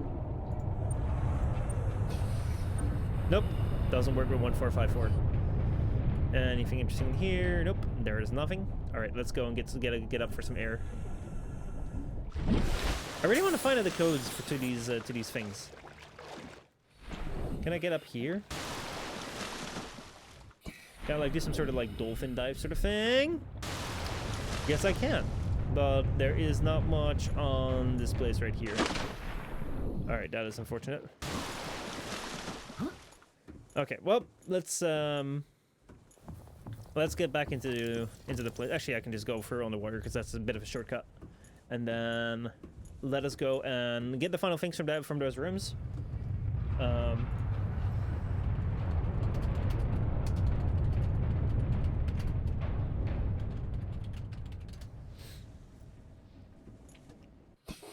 Let's see here. Let's go through the door here. And then let's go to the crew quarters.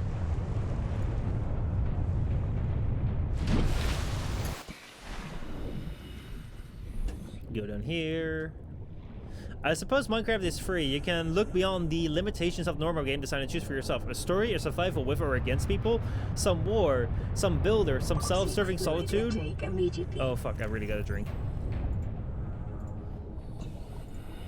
I'm really low on water. I'm actually like really fucking low on water. I need to fix that.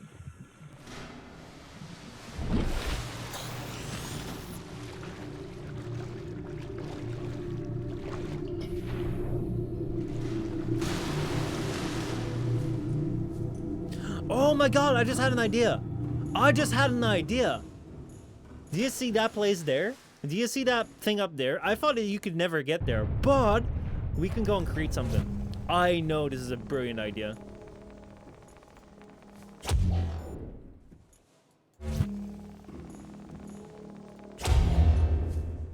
There we go. Then what I will do is I'll move it up there. Ah, fuck, that didn't quite work as well as I'd planned. But let's see, maybe I can use one of these things as steps right here. And then use this one as a step. And then can I climb that ladder? No, I can't. I'm gonna have to be a better builder here.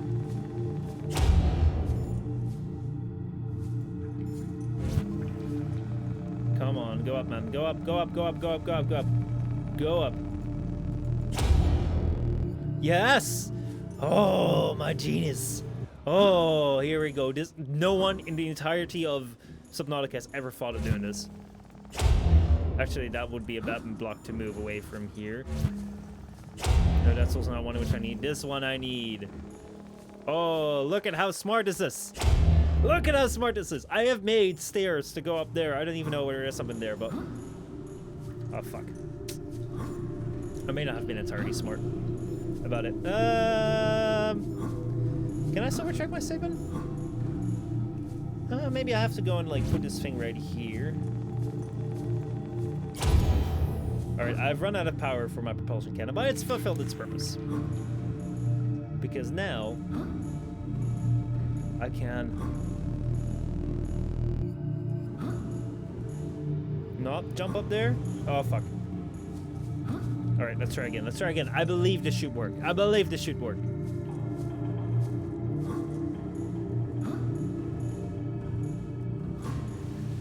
As long as you believe in something hard enough, it should come to... You know what, fuck. I'm gonna go and make my propulsion cannon a thing again. And I'm gonna do one. I'm gonna change the power source for a brand new battery. And then what I want to do is I want to go and grab... No! Oh my god! I might have created something out of the works of genius. Alright, let's see. I might have made the situation that much better, I might have made the situation that much worse. We're gonna find out which one it is. Because right now, this thing is at a taller angle. Oh, I done it! I done it! Oh no, I didn't do it. I did not do it! Alright, let's try once more. Jump! On there! Alright, now I'm gonna have to find a way to, like, get up here. Which might involve... No! Okay, fuck. Okay, fuck it. Maybe we're not meant to go up there. Maybe that was just a stupid... It's a stupid idea. I'm gonna go get the fuck out of here. Because, I'm stuck. Am I swimming right now? Am I walking right now? Game, what am I doing? Game, what am I doing? Oh my god, I'm stuck. I'm stuck right now. It thinks that I am swimming somewhere, but I can't get out of this. I can't get out of this space. Alright. I can only walk... If I press backwards, I go forwards.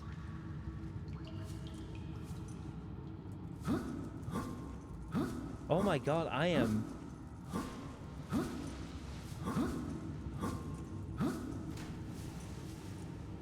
I'm stuck. I am completely stuck. What if I move something?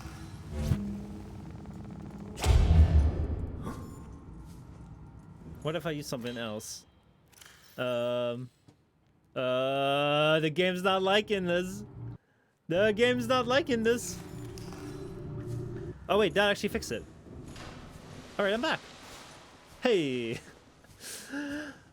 Oh wow, that was strange. That was very strange. Let's see what you guys are talking about. Let's see.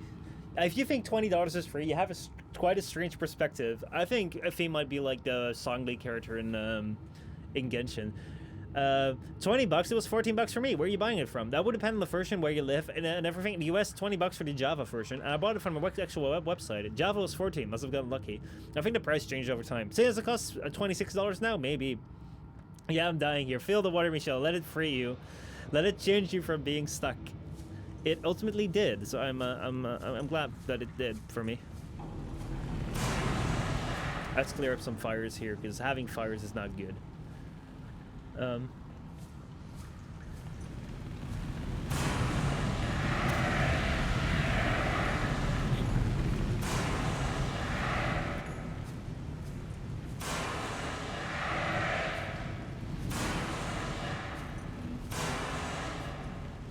Alright, let's see. Oh my god, I thought I cleared the fire. Fuck off, fire. Seek fluid intake. Storage module. Oh, I need more drink. Okay, I really need more fucking drink. A storage module. A small storage locker. Dude, I fucking need that. Vital signs stabilizing. Alright. We don't have much time because I have no water anymore, and seeing how much, like, I really, like, run for water, I'm gonna have to get the fuck out of here soon. So let's go and get the most important things right here. Let's go in here. And let's see.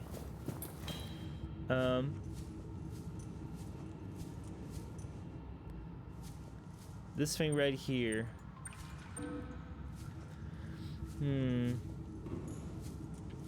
I don't know if I can get in. One thing which I might be tempted to do is just to see whether I can find the codes for these doors online. Because the thing is like, these are like the only things that I still need to like open these doors. And there's not much more to get back here for other than that poster there. That's very nice to have. Just want to see if I can find a door to here. Is that open where I can get into?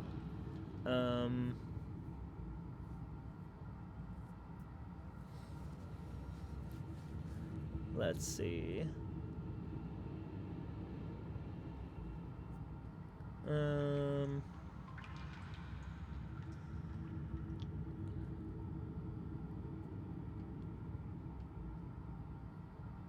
Cabin 1 doesn't seem to have a thing.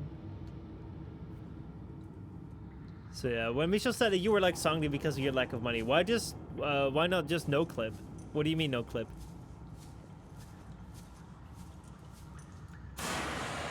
Let's see. Gotten rid of that.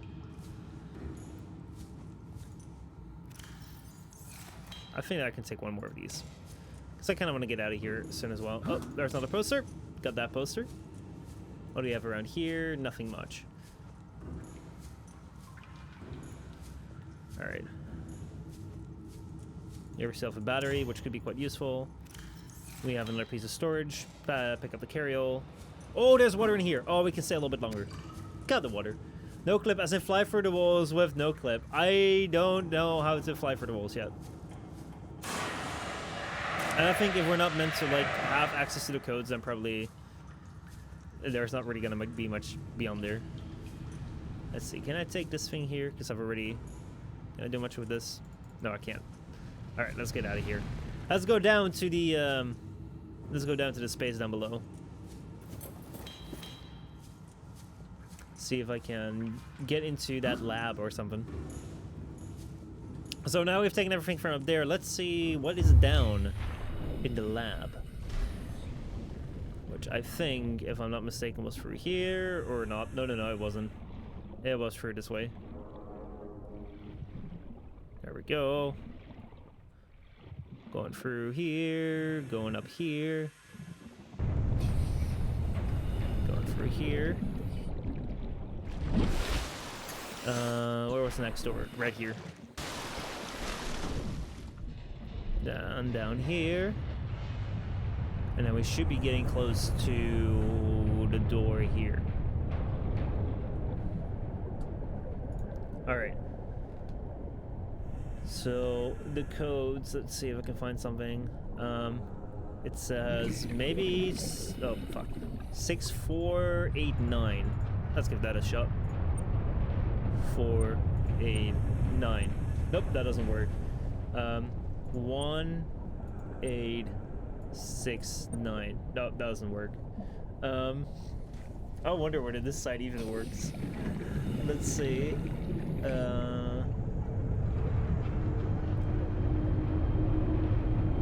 6483. Oh, that works! Oh my god, it fucking works! Woo! Into the laboratory. But I'm gonna go and get some fresh air right now because I am pretty much low on breathable air. Very, very quick. Get your breath. Catch some more breath. And let's go down again. Alright. Let's see what is in this magical space. What do we find here? Large sample flask. Oh, this is all lab stuff. Large sample flask. Ooh. Oh my god, we have microscopes here? Microscope non-functional. Sample analyzer non-functional. Oh, there's all sorts of really, really cool things in here. We can't scan any of them though. Oh, but we have another piece of data. Corruption was detected on your PDA. Your technology blueprints have been updated. Oh, we got an update for blueprints. Sweet. Supply crate. We have another bit of water. I can always use some water. Oh wait, I don't have water right here. Let me drink this. No, I got some codes because I kind of just wanted to like get on with this. Okay, so let us go back. Oh, there's not a PDA right here. What did we learn from the hive mind of Strader? Data.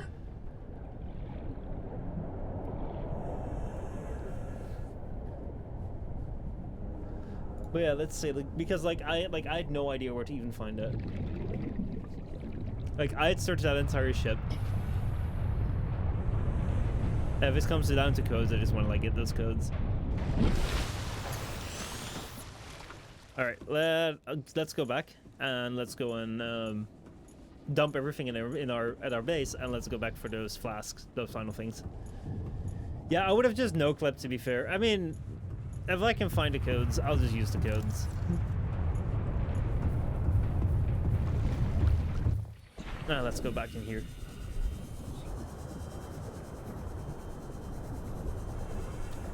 Back to our main ship.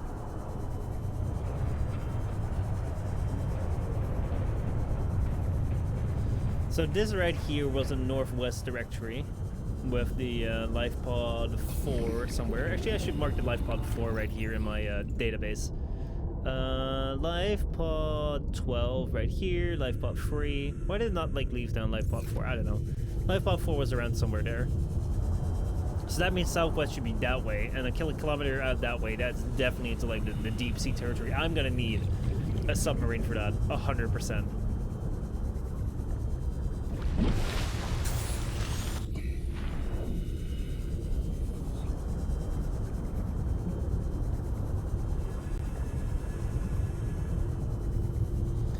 Alright, come on. Get to that pod thing. Get to the pod thing.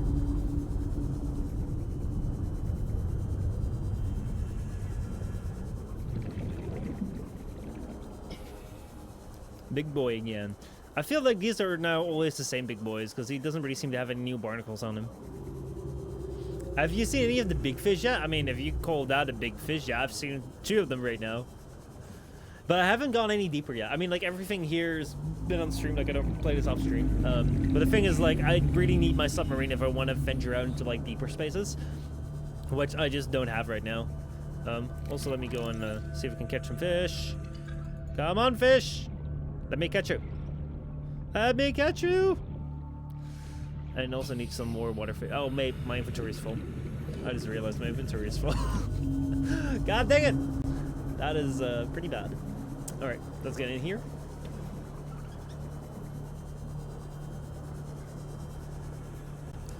I've caught 2 of the Subnautica streams. The first one, this one and the first one, but that was only partially. Yeah, I've gone through the first stream and like I'm going for the second stream right now. I'm gonna try and see if I can make a video about it with only the important bits, and I'll upload that on the channel. I kind of want to see if I can do that because I know like it's a lot of time. Like a lot of time in this game goes into going back and forth and going from the one place to the other, all that sort of stuff. So I don't really want to like. If you want to catch up with what's going on, I want to have that in the video. So like I'm going through this right now and seeing if I can make that. Maybe tomorrow I'll do a video where like I'm making that video, or maybe even like the thing that I'm thinking about is right now. Maybe I should do that. Maybe I should do some more Subnautica tomorrow as well. Because today I don't know how much we're gonna be able to do. Well, let's see. Let's get in here first. Let's enter the base. Welcome aboard, Captain. Thank you, Habitat, for calling me Captain. I still don't know why you do that, because, I mean, like, I'm not really captaining anything, but hey, you know. Let's see. The one thing which I want to do right now is I do have a flask, which I kind of want to drop in there. I want to go to the Nemo point and discover the ancient text. What is the Nemo point?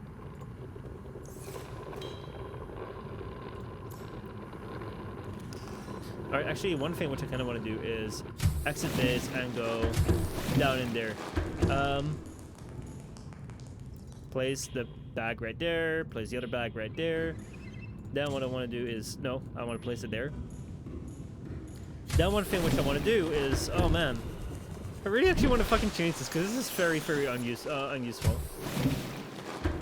But the thing which I want to do is I want to open the locker and I want to find something which I found very, very early on, which was, or is that in my main cabin? Oh no, it's right here. The sample analyzer, and I want to see if I can place down the sample analyzer somewhere. Can I place that down on the ground? Actually, like, let's place that into like the new building. Enter base. A sample analyzer will have its own place right here. And let's see if I can use the repair tool to make that functional again. Because it says non-functional right now, but what if I can, like, make that functional?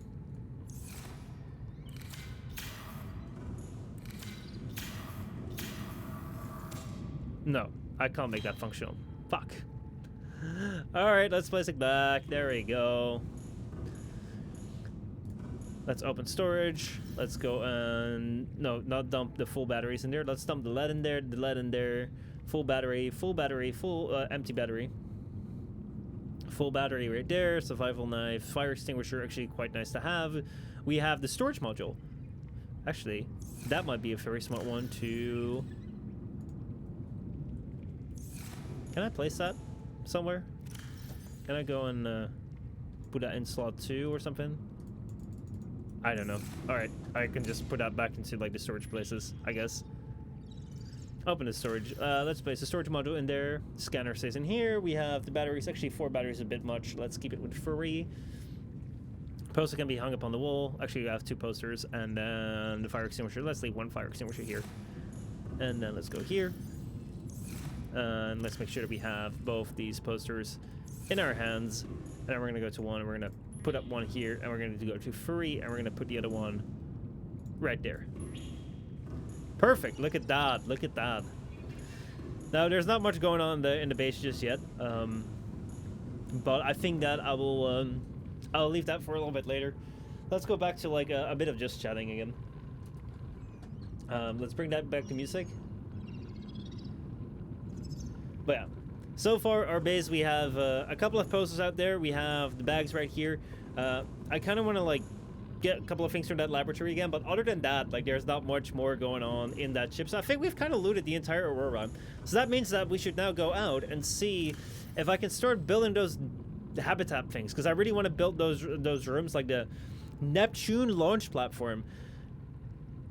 I should be able to make this soon, because I got some lead and I got some titanium ingots, and I should be able to make a computer chip that I can launch a stable surface to launch a Neptune. I don't even know what a Neptune is, but I kind of want it. But I want to make this, the mobile vehicle bay, because if I can make the mobile vehicle bay, I can probably make some of these, and I really need the Seamuth. That would be amazing. And then Cyclops. I kind of want a Cyclops. It seems like a fast machine. But those are things that I kind of want to see if I can start building out, because I want to start focusing more on building my base. Right now, we do have this amazing thing of these hallways which connect, but they're still kind of small. I want to have a bigger open space if I can make that. So that is kind of the goal with Subnautica, going for it. But yeah.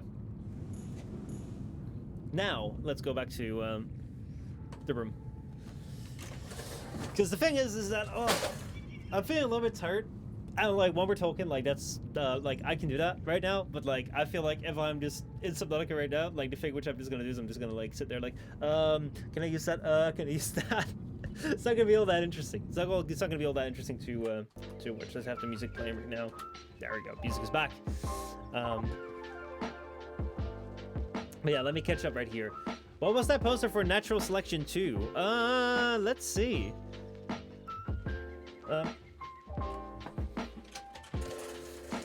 It is something with like robots or something. I don't know what it really depicts. It's like robots fighting humans, fighting aliens. I guess it was some sort of movie or something. I guess that's what they're making that to be.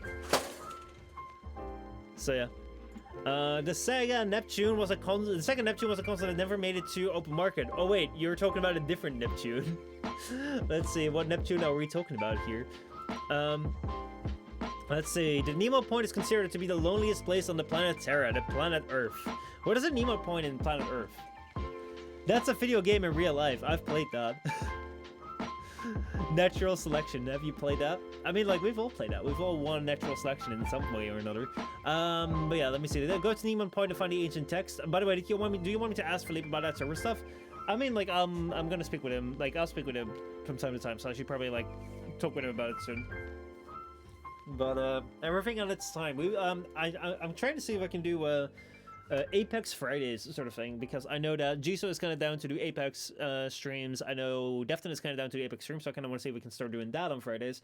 And once we do that, like, I can probably ask him, like, hey, dude, you feel anything like doing like a Minecraft server? But like the thing with Defton right now is like Defton is or Philippe is Defton, but I'll call him Defton because I would assume that people tend to know him better by Defton since that's his name.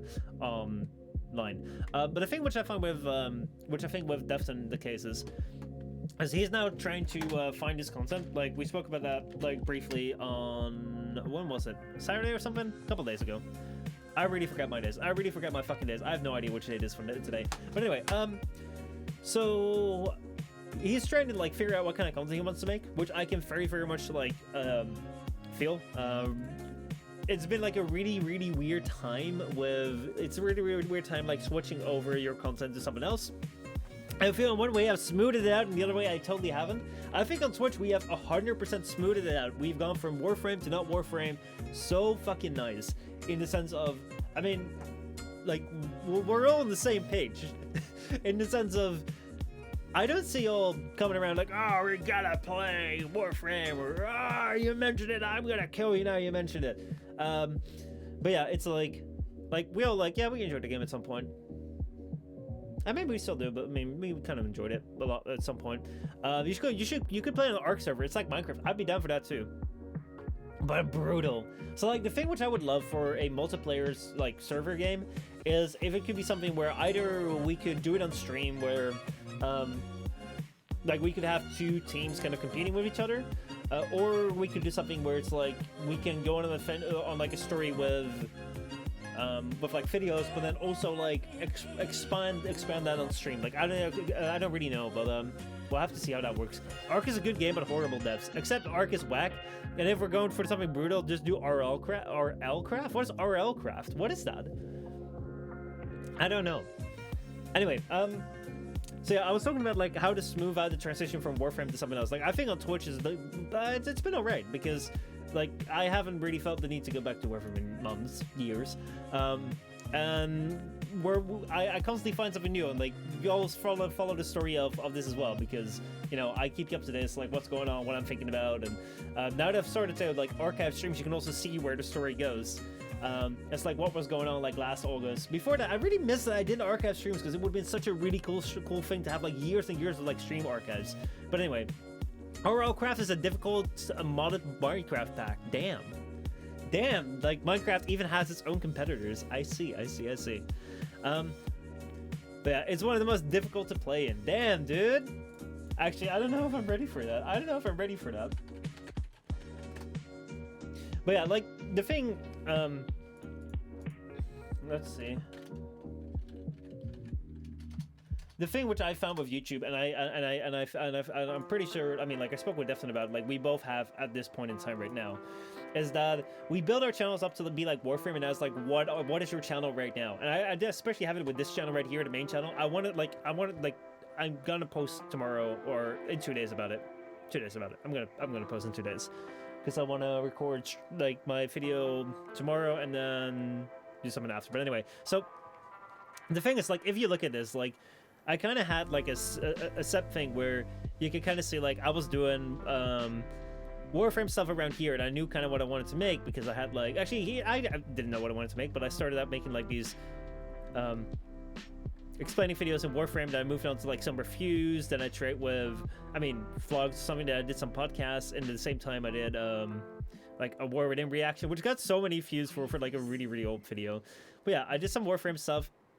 And you see that progression right here. And you see that things change, but like that's also because like in the videos it talks about the things that change. And right here, like this is where I kind of like moved away from like Warframe stuff and I started to like film more, but also because I went to TennoCon. Cole was so fucking young in this, man. Like we were all so fucking young. That's 3-4 years ago. That's insane. But this was still going on. But like around here,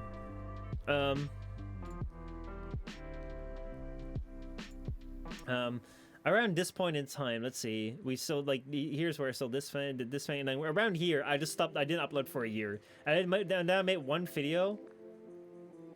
Why does this have Warframe stuff? Oh, because I mentioned it. This is like literally Barrow's butt plug. Damn.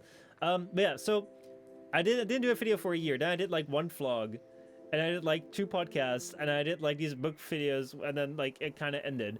So it's like, what is the story that's going on with the channel right now? I kind of need to be more active here, so that it makes sense whenever I upload a video, like what's going on. Because right now this channel is like a bit of a collection. I have a really good idea for what I want to do with it, but I'm so fucked up with that one. Whenever I have ideas, and then like I'll have these ideas forever. Like I wanted to make this video for like a year, this video for like 2 months, this video for like 3 months. It takes a long time for me to like actually make things, and that's what that's what I found. That's what I was talking about Defton about as well. Is that he's now kind of doing like commentary, like he did commentary right now, and then like he did 2 more videos, but like he didn't know whether he wants to review Outriders or not, or whether that's something that he wants to do. So he's now trying to see if he can come up with a format of like what will be a fun thing to do with his channel, which he can really get behind, just in the same way that he did Warframe before, because like his Warframe stuff was kind of on point. Like I really liked the way that he was situating himself as like the 10-0 challenge person, and then he would always talk about things, raids, Warframe raids, first featuring Pretty Poison and the Roaring Lion. Damn, that was around the time where like right after the event. That was kind of cool. That's when I met Defton for the first time. But yeah, like this 10-0 challenge really gave him an identity, and like people know what to expect. So curious to see what he comes up with, but that's where the content is kind of at with him. So I can imagine that he like a modded Minecraft server or just a shared Minecraft server or whatever could be a fun thing, but I think that the most important thing for him is to find like, what am I going to do now, and once he knows, we can go and do something together if that fits is the thing that he wants to do. Anyway, so that's kind of like Defton, where Defton is at, I believe. He might have already like moved on to something new, but like I'm glad to see him back. I'm glad to see him back like doing content creation again, because seriously, it was getting lonely. It was getting lonely without Mogamo, without Rio, Rio is kind of back, but without Cole, without a lot of people. But I'm glad y'all here. I can't wait for Retro to pick up his streaming again. I've seen Blaze streaming a couple more times recently. I think last week I saw you live again. Tribal is able to stream again. Not saying that y'all have to stream, but I think it's like, I always enjoy seeing things that you create. Whether that may be streams, whether that may be videos, whether that may be Blender animations by Steph, whether that may be all sorts of things. Like, I really enjoy seeing it. So, you know, it makes the world interesting. It's better that there are things in the world than there aren't things in the world. So yeah, that's kind of where that is at. Let's see, I might be getting an upgrade soon. So, oh, dude, if you are getting an upgrade, like, let me know where you're getting it from, because parts are just, I don't even know how to get parts.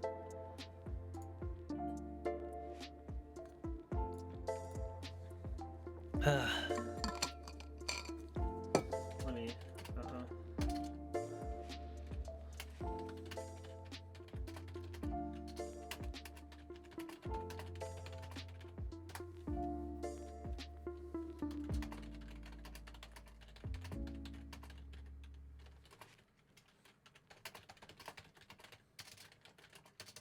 Let me just do this match real quickly. Alright, that's it, do that right here. Because again, like AMD has launched a brand new what is it? A brand new graphics card, but like seriously, you can't get your hands on it. Let me check for availability right now. Let me see what kind of availability we have. It won't be top end, but it's going to be stronger than my current one. I could probably stream something more interesting than Minecraft. I mean, Minecraft is quite interesting. Minecraft is quite good. So let's see here. Let's see if we can find what is it? Ryzen 9 5900X.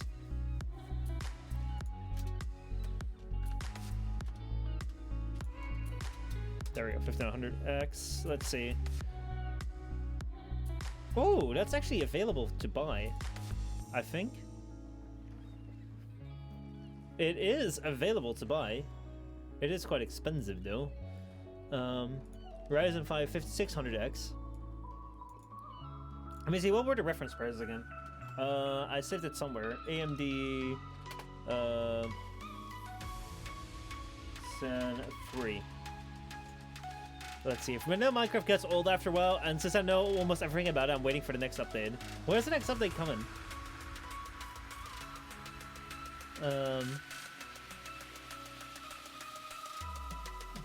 Sen 3 pricing.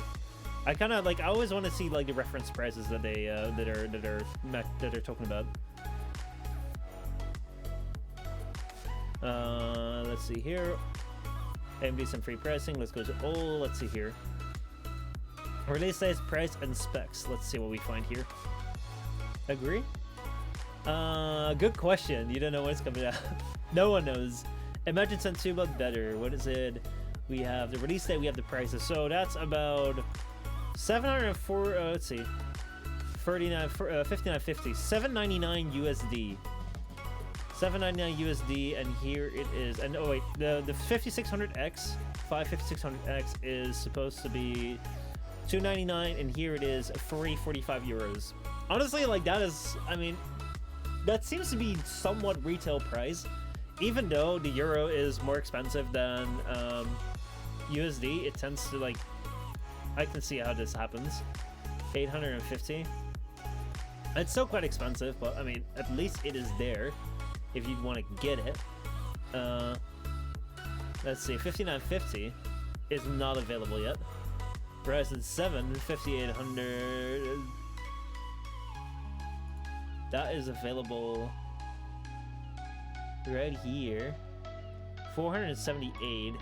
What does it say here? 5800, 400. Actually, that is probably one of the most reasonable ones, even though that's still over the MSRP, but that's not as much of the MSRP as it used to be. So 5950 is still not available, I think. Ryzen 9 59 50X, let's see. No, it's only the 5900, but they are getting available. That's interesting. That is very interesting. I did not know that.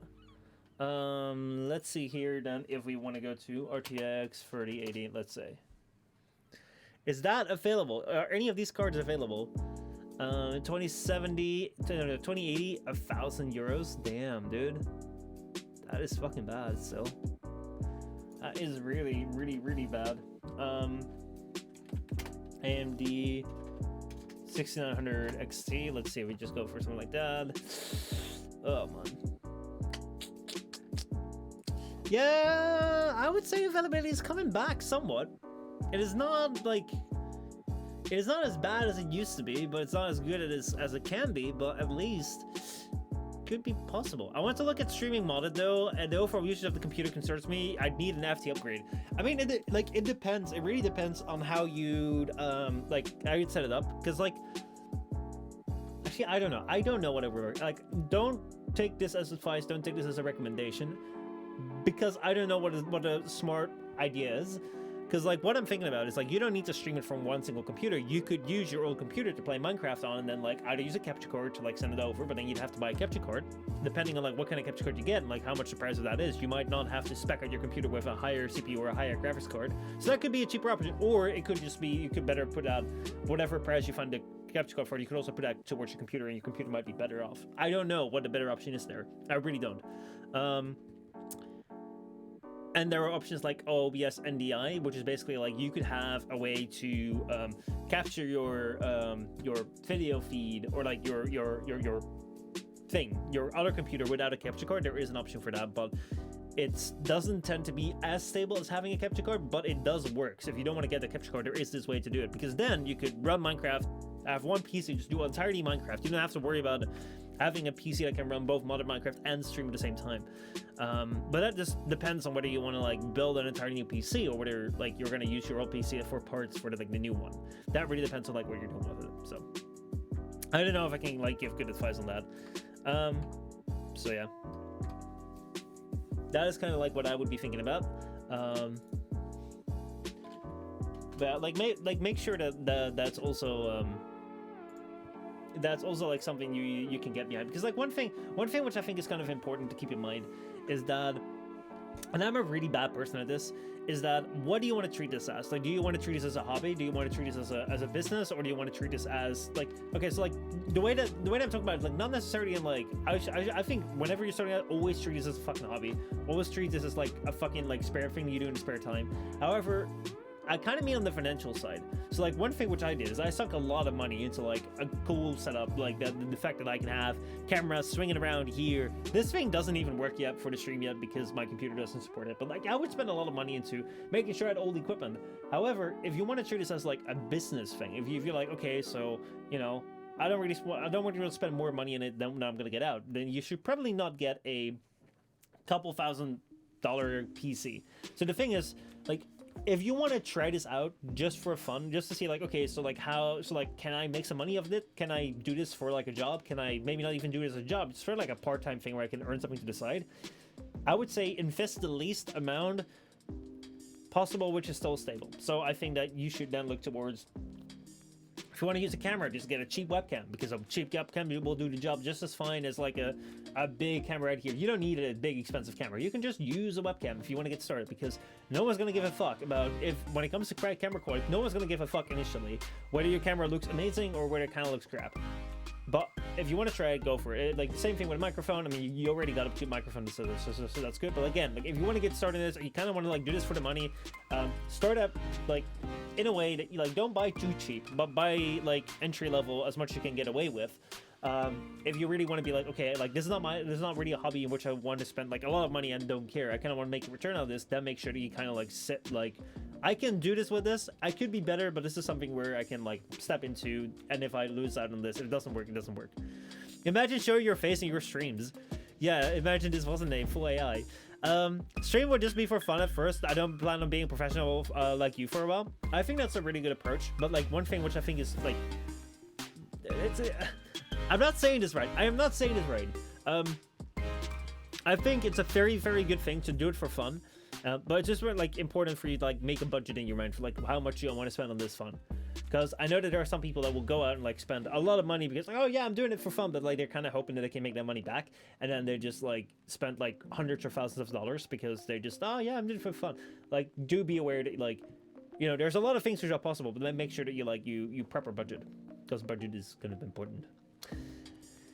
Anyway, that said, I'm really curious if you like if you have your new build, like keep me up to date. Let me know like what it looks like, what you're getting towards, and yeah. I would like to stream one day, but I just don't have the time to set everything up. I'm lazy. Well, I have a video coming out just for you. Or actually, I'm gonna record that. I have the script ready. So as I've said before, I really want to turn this channel right here, which I have right around here. This channel right here, I want to turn that into a channel which encapsulates everything which I care about, and like has certain interests of mine. So the thing which I want to do here, going forward, like I kind of want to start this week, and I kind of want to post 2 videos every week on this channel and move forward with more. But what I want to do is, first of all, I want to teach you all, as I've said before, about what I know about streaming and making YouTube videos. And I kind of wanted this to be something where you can start from the bottom and go all the way up, and like kind of start with your levels. So, like right here, I have a video here about videos, which is very, very basic. It just teaches you. It just talks about like what are videos, how do they get made, why do I think they're interesting, and like what if you want to make a video yourself, and what does a video editor look like. That is kind of what that video is. I kind of want to do the same thing for streaming. That's what I want to record tomorrow.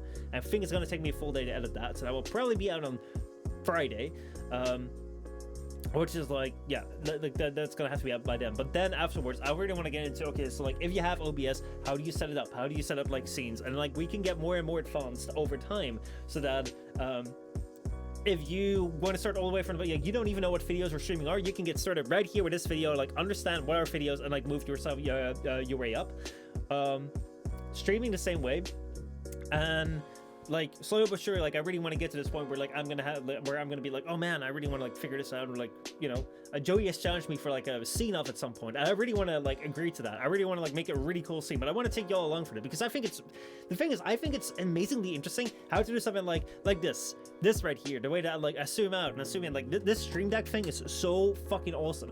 But like there is no point in me talking about this when you don't even understand like half a dozen. That's not me saying like you're stupid or something. Like I really don't want to give that impression, but it's like the thing is that I really think that this is really awesome, but I want to make sure that I don't like a lot of people, when they explain something, like either they go too fast for it, or they're like, which I tend to do on stream whenever I'm excited, but I'm not explaining right now. I just want to kind of like banter a little bit. So this is not really teaching anything, but like if people teach something, like they kind of start off at a very high level where you're like, oh, I don't even know how to get there, or they say it in such technical terms that like a stream deck like this, the fact like if I press a button like right here, so if I press this button, I zoom in, and if I press that button again, I zoom out.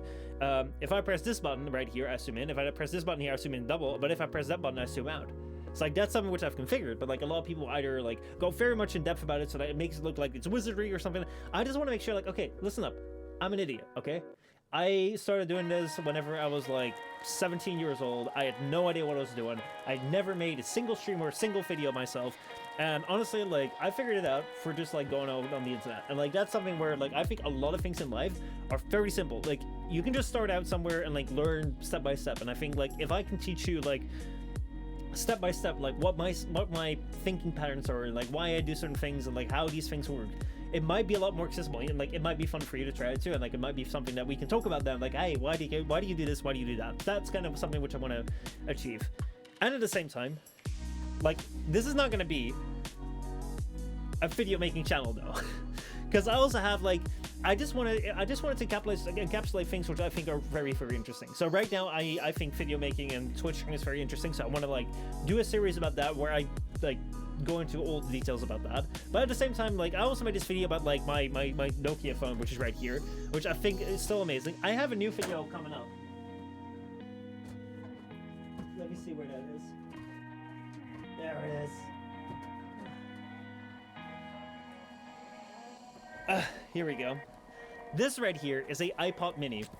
I have never owned one of these. I bought this secondhand because I've heard that you can take the original like storage device out of here, the original hard drive out of there, and replace it with a SD card to then have like a couple of 100 gigs of data on here, so you can just store like so many thousands of songs on this thing. And then this thing also has, like, as you can see here on the side, it has like a really cool clip. So I'm wondering, like, what if I combine this with like good quality headphones? Could you make this like the most insane like running device? Where, like, if you look at phones these days, generally they only have like 64 gigs of data, and you can't really expand it anymore, and they're big and huge, and like, where are you gonna keep them? Like, I never really run with like audio, but if I would, like, this would be way too big.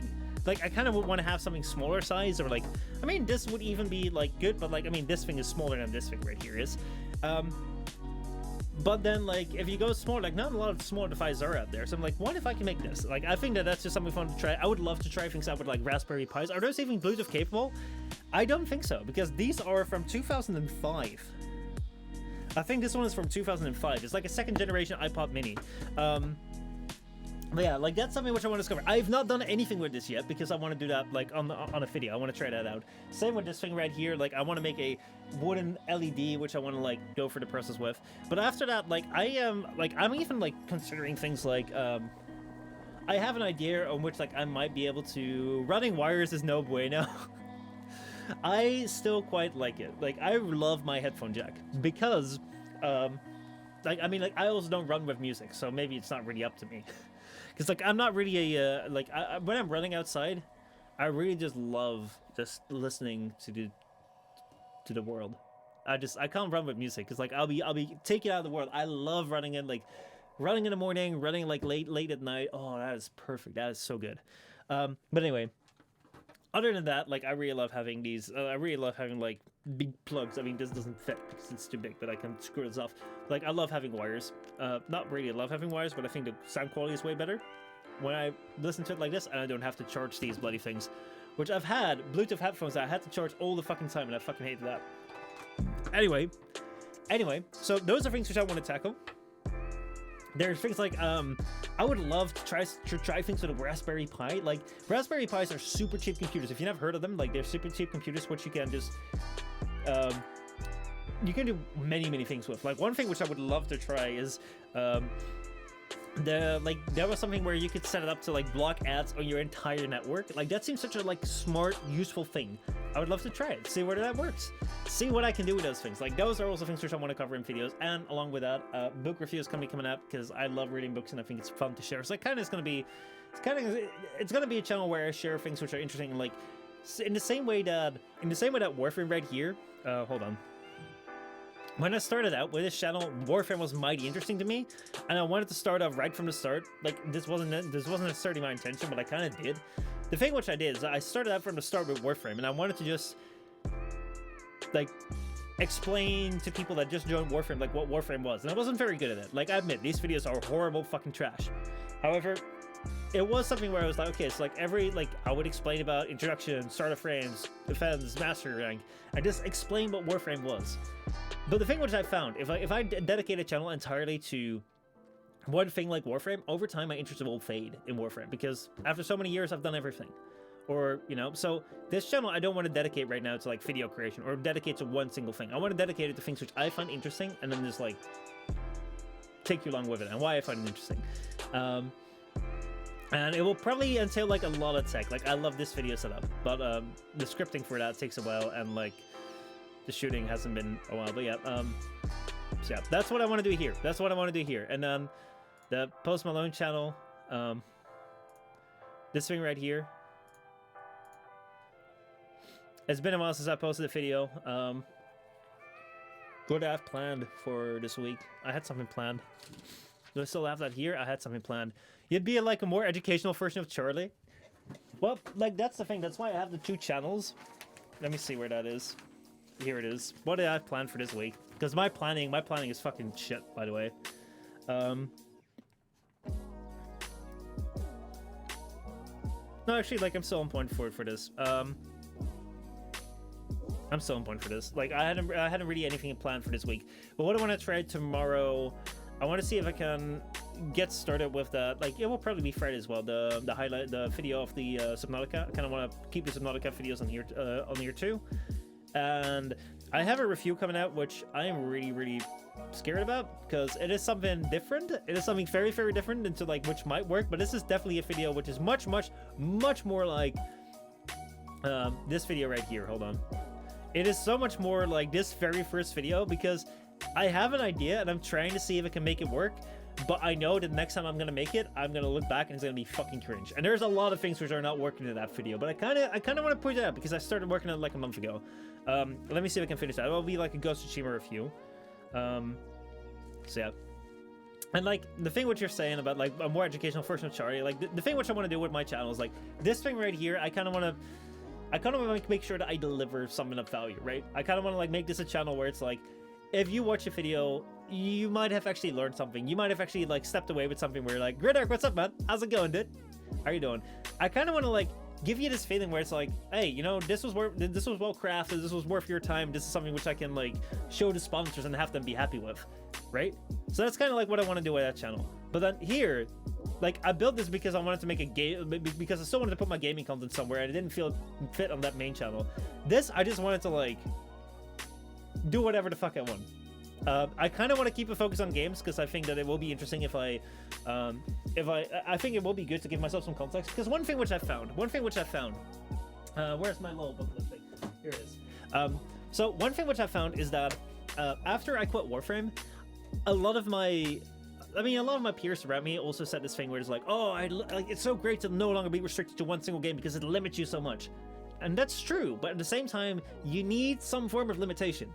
Because, like, as I've said before, and I've said this before, like, a week ago or 2 weeks ago, I don't know, I've said it at some point in stream, it's like, I liken it to when you were in class in, like, high school, and you were not allowed to eat in class, but you still, like, brought snacks and you just ate in the back of class. You were just, like, eating snacks in the back of class, and it was fun. It was fun as fuck. Or, like, you were skipping school, and you were, like, going to, like, a store, you were going to hang out somewhere where you're not allowed to go, but you went anywhere, and it was fun. Like, right now, I'm not, like, I can go and eat some snacks right now. I can go out to the store, right? Actually, not really. I can't really go out to the store, but I could go and do that. But it won't be as fun because, like, I don't have that restriction where, like, I'm, like, you know, I can do it right now. So, like, so what? It's like, having those like camps where like you're not allowed to eat more than one dessert, and you just like go to the cafeteria, like you take all the desserts. That's fun because you have that restriction, you have that context, and that's something which I found when it comes to making videos. Like, if you can make anything, and your identity is like, I do anything. It's like you do nothing basically. So that's why I do want to have around this channel like a little bit of a theme set around, like it will be focused on games. So like I've kind of like made my own little channel identity. So Post Malone will be let's see, how do I say providing a complete and understandable insight into modern gaming culture for well-crafted videos containing raw experiences and well considered thoughts, always led by silly fun. So it's always so that's kind of like giving me like a thing, a guiding rope. It's like what I want to do, and I can break from that. But if I break from that, then that is like the thing. Oh my god, that's so cute. He writes it in a book. Yeah, it's kind of like my like I keep notes. Like there's a lot of things. What a nerd. I know, right? I know. And then like for the main channel, it's gonna be like sharing the interesting elements of my human experience to inform, teach, and entertain through passionate, well-crafted, and understandable videos containing my honest understanding of the world. So these things I kind of want to use as guiding ropes for like videos. You should say it slower. Yeah, I know, right? So like the main channel is sharing the interesting elements of my human experience to inform, teach, and entertain through passionate, well-crafted, and understandable videos containing my my honest understanding of the world. So you talk so fast, I do, but I think the problem is like I watch all my videos at 2x speed. That's a bit of my problem. Like I've really grown accustomed to like 2x speed world. I think a lot of things are just slow. So like a lot of these, like the way that I've written this out is like very much like to structure myself. Is like, what am I doing? He watched everything 2x speed, so he speaks in 2x speed. Yes, I do. I really like. I should probably like fix that. But yeah. So the way that these things are structured is that like if I go over like the content which I make, I can see whether it's still in line with the channel. Is it ecstasy? It is just time saving. It is literally time saving. So if I go back here, for example, is he on heroin? Probably. Yeah, if I go here and if I look at videos that work and if I look at videos that don't work, like I can look here and this is like, okay, so this video right here is like a video sharing the interesting elements of my human experience. It's like, do I think videos are interesting? Yes. That's why I made it there. Do I inform people? Do I teach people? Someone, yeah. Do I entertain? Do I like it? Also, the video must also be entertaining because I don't want to just like make boring videos. I think it's there to inform, teach, entertain. Is it a passionate, well-crafted video? Yeah. I try to make the best video I can, and I hope that I'm like somewhat passionate in like making it. And then understandable videos, like that's also something which is very important. Like one thing which I found with like Warframe right here, especially right here, is that when I made what was it? I mean this right here, behind the scenes, Ash's Bladestorm Xeno Codex. This was just a video which I shot because Xeno invited me over to like record something from behind the scenes. Like no, he wanted to record something for his video called Xeno's Codex, and I thought it'd be fun to like record the behind the scenes. Like what the fuck? It's like no one cares. I don't even know why I recorded this. What was interesting about this? But it's like, okay, so is this an interesting element of my human experience? Probably it is, because at that time I thought it was mighty interesting. I thought it was very interesting how other YouTubers make their stuff. But do I inform anyone about this? Not really. Like, I actually don't know what the content of this video is, but I don't think I'm gonna really be informing or teaching anyone. But that's no problem, because I also have vlogs who don't really inform, but they entertain. So that's fine. But is it entertaining? I don't really know. It might be. I haven't seen this video in a really long time. Actually, let me go take a look. Let me go take a look at what this video is. Maybe it's like the most entertaining video you've ever seen in the entire world. Prepare for cringe, though. Prepare for fucking cringe. Everyone, and welcome to a behind the scenes video. I'm Inglorious B, and as you can see, we're here at the Orcus Relay. Now, I don't think that you will be able to see that this is the exact Orcus Relay, but that's what we are, Orcus Relay number 1, Europe. And we're getting ready for... This is, like, boring. for a video for Xenogallion. We can see right behind me, right there, with the Oberon, and he requested as many ashes as possible to come to this relay. Because he wanted to record it.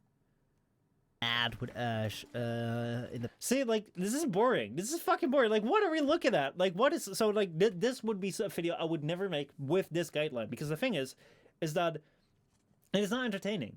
At the same time, it is like, it's not understandable. Like, what is going on? Why is this interesting? So, I'm not gonna make that. Like, I will not, like, that, and that's kind of like where I want to make sure that I have this thing to guide me. And so, like, what I make, and because of that, make sure that I have some sort of cohesion into what I do, because that's very important. I mean, at least I understood what you were saying. I was speaking slowly. Your voice used to be deeper, and that was before the 2x speed. I see. Yeah, I used to have, like, I really wanted to, like, make this accent thing going on, like, because I was foreign, right? So I was like, hello everybody, it's me, Inglorious B, and welcome back to another video on YouTube. Like, I would really lay into that. I was really, like, trying to speak as though I'm an announcer, as though, like, I'm a presenter. You may think that you still have, I will always have an accent, but I mean, like, I want it to be, like, this is the way that I converse normally. So that's kind of like where I come from. Isn't that the masses, the people do in hopes anyone care? It's if not from kindness, at least. Let's see. You would have sounded like a Minecraft YouTuber. I like what would make me a Minecraft YouTuber? But anyway, so like that is kind of like where I got myself with. So you were at 0.25 speed, probably, at that time. But no, like if you go all the way back to like my really old videos, like oh my god, some of them are horrible. I think this right here was a video which I was actually rather proud of. Let me see here. This is a video back in the day, which like a lot of people watched, like 188 people watched, was like big for me. In the past, Melee used to be a bit boring. And when I say a bit, of course, I mean very boring. See, I like what I did here in like the cinematic style, but you really hear the way that I wanted to be a presenter, and like I don't like that. Because it's not me. You mix with DK as a Minecraft YouTuber. You had the Ankyros, which had a small range and made you look retarded. Then you had the Kronos, which was basically just a Skana. And then you had something like the Pangolin Sword, a weapon so boring, I actually had to look it up online because I had forgotten about it. I mean, I'd forgotten about it too as well. But yeah, so like that is something where, anyway, I don't know what to point. Like I've really changed my voice over years, but it's also just because back then I didn't really interact that much. It's like your accent really fucks up. Oh, Michel, your word cancelled. Oh man, oh man, oh man, oh man, oh man, oh man. Are you mad? Like I remember I used to work. I so used to work at that time, and that was one of the videos they found. Now he talks like he has ADHD. Maybe it's because of I need to keep the attention span on Twitch, and because I need to keep the attention on Twitch, I need to soak fast. Blah, blah, blah, blah. I don't know. Maybe I'm more excited now, but I don't know. I have no idea. Rakta Cerno's blade. The Rakta Cerno's blade. So yeah. Then if I go to channels right here. So yeah, this right here for this one I just have providing a complete and understandable insight into modern gaming culture for well-crafted videos containing raw experiences and well-considered thoughts, always led by silly fun. So basically, I don't want to focus on games necessarily, just like modern gaming culture, because that's kind of what we're centered around. We came from Warframe, and we're now doing Genshin. We're now doing Cyberpunk. So we're doing different games which are like relevant at this time. So like Subnautica right now, I think is relevant because Subnautica is kind of like a modern game. There's a sequel coming up, so we're doing that. Apex is still like a modern game thing, which is coming out. We have. So you're trying to find your niche. I'm just trying to I'm trying to set what I want to do around here. Because the thing is, like, I have been really irregular with my uploads. But yeah, who are we looting in real life? Yeah, my title is still the same. What do you want to change it to, Retro? What do you want to change it to? Do you want to change it to something? What do you want to change the thing to? Also, I forgot that I didn't have this thing up. Looting time. Let's see. Retro wanted me to change the title. Actually, you didn't quite want that, but I mean, your name is also not Retro. Aussies aren't welcome. Damn, dude. Damn. But yeah, so the thing which I found with YouTube is I need to like find the thing which like okay, I kind of know what I want to do with YouTube, but I don't get to it, and I don't know why. But the thing is, like, I am very consistent with streaming. I stream every weekday, every single time from like 7:30 p.m. till whenever, but most of the time like 1 to 2 hours at least. Sometimes going to 3 to 4. I do that very consistently. I don't do that with videos, and like I kind of want to make sure that I at least bring out 2 videos a week and keep that going, and make sure that's something which I'm happy with, because like right here, like the thing which I feel like I don't feel like I speak enough to my to the people that watch me on YouTube. Like, you'll know what I'm doing right now. You'll know like what's going on, and even around this time here, like if you look here, this is just 4 weeks of Framecast straight. But like around this time, I was still streaming a lot, so y'all knew what was going on. But yeah, like I kind of want to see if I can do that. I would love to do a meme review soon again. Like that would be fun. But yeah, is that extra points to the push-up challenge? Let's see what we got here. We're at 486. That's 16. You know what? I'll do 16. I'll do 16 to make sure that we're all caught up. Actually, you know what? I'll do 20. 20 will be fun. So yeah. But as tomorrow will be a recording day. It's been a while since I've recorded some videos. I'm in 3 times, but there's no such speed. It's 3 times faster than the speed of light, is it? Who knows? Who knows? Who knows? Also, is the subtitle video up? Is the subtitle video up? It might be. It might be. It might be. Let me see. Let me see. Let me see. Oh, it is. Xeno's video that I edited is up. So after the stream, we can go. You can go give that a watch if you're interested. All right, let's go 20 push-ups so we can go to 490. Let's do it.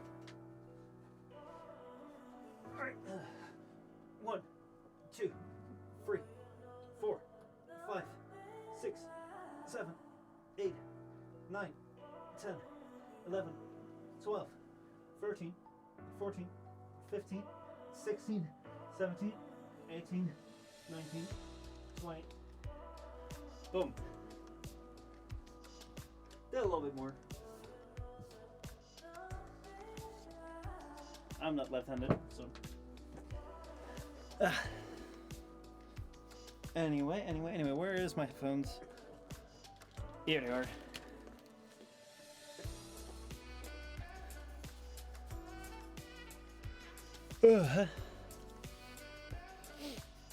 So yeah, let's see. I'm gonna be looking for the PC components though, because that is interesting. I think I'm coming in with 20 as well. You know what? Fuck it, I'll do it. We're a little bit ahead. It's now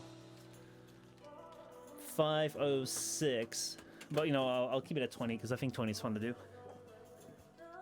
It's like I'm gonna do 16. 1, 2, 3, 4, 5, 6, 7, 8, 9, 10, 11, 12, 13, 14, 15, 16, 17, 18, 19, 20. Oh. All right.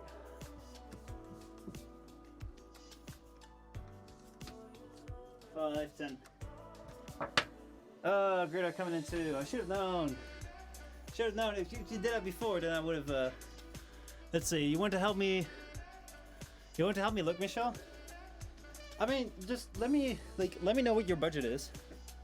Like what you're willing to spend, and I can like take a look. I would definitely also recommend, like, if you have an idea, post it on some forums. There's like a PC building Reddit or something. There's Linus Tech Tips. So a bunch of people online who are very eager to just look at your build on PC Part Picker and then be like, oh, I would change this or I would change that. Not to say that they are the geniuses. They are the best people. Oh my god. Afim, thank you so much for that gift sub. I appreciate it. Not to say that these builds are the best builds you will ever get. But if you get like 3 or 4 people throwing in their builds, you will be able to like see kind of what people generally recommend, and you can kind of cross-reference like what will be good and what will be bad. But yeah, just DM me, man. Like, I think it's fun making PCs. If I had more money, I would do it.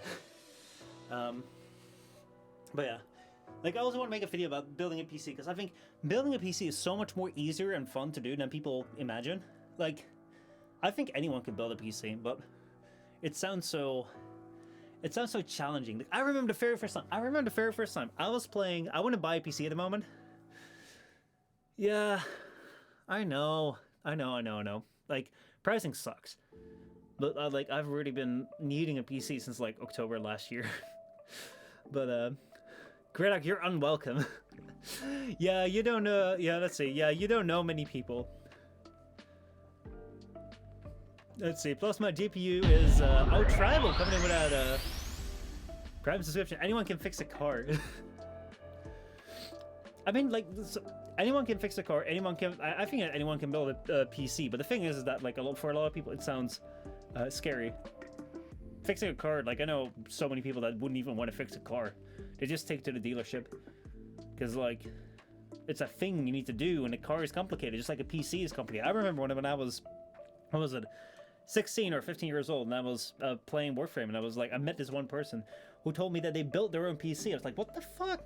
You're like, do you like build that from scratch? You build the CPU from scratch? You build the GPU from scratch? How do you do that? It's like, no, I just. Oh my god, tribal. God damn, with the 5 tier 1 gift stuff, dude. What the frick, man? Dude, thank you, I appreciate that.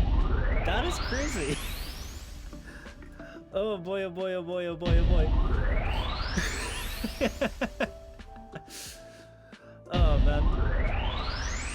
To be fair, they're dangerous to build if you don't know what you're doing, since some parts are delicate. They are, but at the same time, they're also not that delicate. It's like, I liken it to like adult Legos. Like, you can actually give them a fair shake. I mean, like, I wouldn't recommend it. Like, but you can do quite a bit with it. I was going to sell a computer for $1,200. Now people are offering me that for my graphics card. Oh boy. Oh, it is a perfect storm for people wanting to sell things because you got the mining craze. Dude, did you hear about the 3060 Ti, the unhackable GPU? So NVIDIA released the 3060 Ti, which is a gaming card. And they said this thing should not be used for mining because it's really cheap, or it's supposed to be really cheap, and it's going to be like it's going to be like a miner's choice if people want to get it for like a bit of crypto mining. And then they said, you know what, we're gonna make it unhackable. We're gonna lower the hash rate, so you're not gonna be able to like use the entire the full power of the GPU if you want to like mine. And it's gonna be unhackable. And literally, like, the moment it's already like broken, because you can go to their own website. You can go to NVIDIA's website right now, download a developer driver for that card, and that just removes it. It's so insane. It is so crazy. Like, how the fuck they like. You can't even you don't ever come out and say that like a card is unhackable, because people will hack it like in a day. It didn't get hacked. No, it didn't, because they didn't even need to hack it. You could just download the drivers and you would be able to like, you know, get around it. So and now that like now that driver's out there, like that thing is that restriction's out the window. But yeah, the CPU is quite delicate. I mean, like, you do have to be careful with it. You can't just like throw it all together, but at the same time, I've seen and I've done some putting back where, like, you know, it might drop a little bit sometimes, or like you might not get it right straight away. But yeah, but Doom 2016 released a version without copy protection. Oh, dude. Ah, beautiful, beautiful, beautiful, beautiful. Let me get to the 20 push-ups you threw in there. 1, 2, 3, 4, 5, 6, 7, 8, 9, 10, 11, 12, 13, 14, 15, 16, 17, 18, 19, 20. What, is the music on, or did I turn that off? No, let's see. It's still playing. Espionage as well. It's not as easy. Let's see. I think you're forgetting that the Fox video about how to build a PC. Yeah, that's true. Experts apparently can't do it. Oh, did you see the Linus Tech Tips reacting to XQC building a PC? That was interesting too. Like, you gotta know a little bit what you're doing, but it's not like rocket science. Like, I think if you just, I think I could make most people put together a PC. Not everyone, but most people. Because it's like as long as you have the parts in front of you, it is pretty much just take the thing and put it where the thing belongs. It's not the most insane thing to ever make, I think. But yeah, again, like, yeah, the Fox build, which was wonderful, absolutely wonderful. So yeah. Let me see, I had something in mind which I wanted to bring up. I don't know, I forgot. It's late. Let's see, that was up to 30, and I mean, like, I'm gonna have to replace that anyway. It's gonna be at 550. Woo! Alright. 1, 2, 3, 4, 5, 6, 7, 8, 9, 10, 11, 12, 13, 14, 15, 16, 17, 18, 19, 20. And there we go.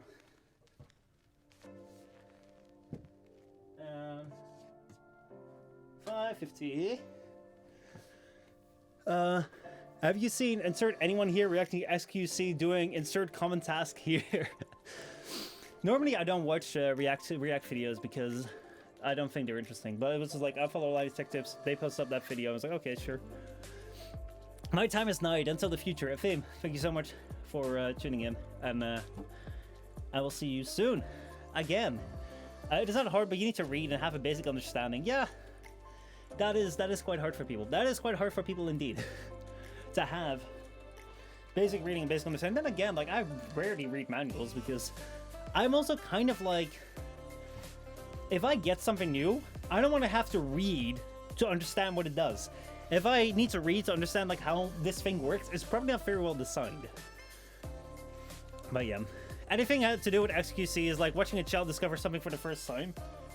I mean, like, I really don't watch much of him. You know, like, yeah, he's such a liar. He, like, I don't know, like, I really don't know much about him. I really don't know much about him as a person, just as I don't know much about Twitch. Like, I know as much about Twitch as I know about my own channel and about like the people I watch. So to me, like, the biggest Twitch streamers that I watch, really, are like Gridark, Bogamu, Rio. That's kind of where it ends. Daniel the Demon, really good. Actually, Daniel was like the one that got me into Twitch streaming to begin with. But like, I don't watch anyone really on Twitch other than the people that I've come to know through the Warframe days, or people that I just like. You know, I don't really watch big streamers. I've never watched an XQC stream. I have maybe watched a Moist Critical stream for like 5 minutes, but like, not more than that. Because like, I'd rather watch streams of the people that I know and care about rather than just like someone that's just like famous on Twitch.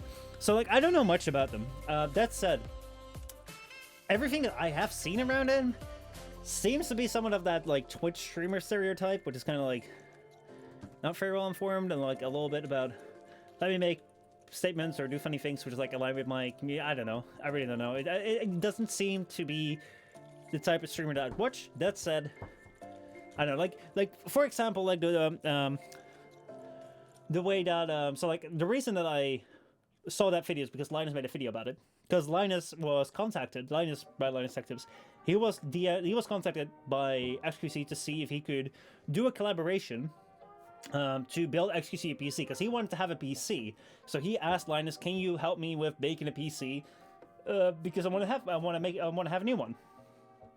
So then Linus said, Linus responded with, "Yeah, I would love, like, I mean, no, he actually said, yeah, that sounds cool, but with the current situation, I mean, I'm pretty sure that you can reach out to any system integrator and they would love to give you a free PC for like the publicity. So you better have gone with that, because like, it's going to be a hard time. It's going to be hard since you're in the US, we're in Canada, for us to schedule that, especially with the situation right now. But if you really want to do a collab with us, then we can figure something out, let us know." And he never responded to that at all. So that's why Linus was like, you know what, let me just do a reaction video, because he's made this, and the entire chat was constantly saying like, you should have called Linus, to which the XQC guy said on his stream something like, yeah, I think I forgot to respond to him because, like, you know, he's like not important enough or something. Like, I hate that attitude, but I don't know whether that was a joke, I don't know whether that was like an offhanded comment, I don't know whether that's like what he's like, I really don't know. But those things I'm not a big fan of. So yeah, he's been making PC stuff so long he forgets the first time he probably read everything very carefully. Let's hope you don't know too much about me yet. I mean, actually I don't. I know you were called Retro Reaper before, and then you were called Phil and Leia, and now you're called Erebus Gorfidre, but I'm still calling you Retro, because that is who you are. But yeah, I mean, like, that's also not very surprising, since, you know, we're speaking to each other online.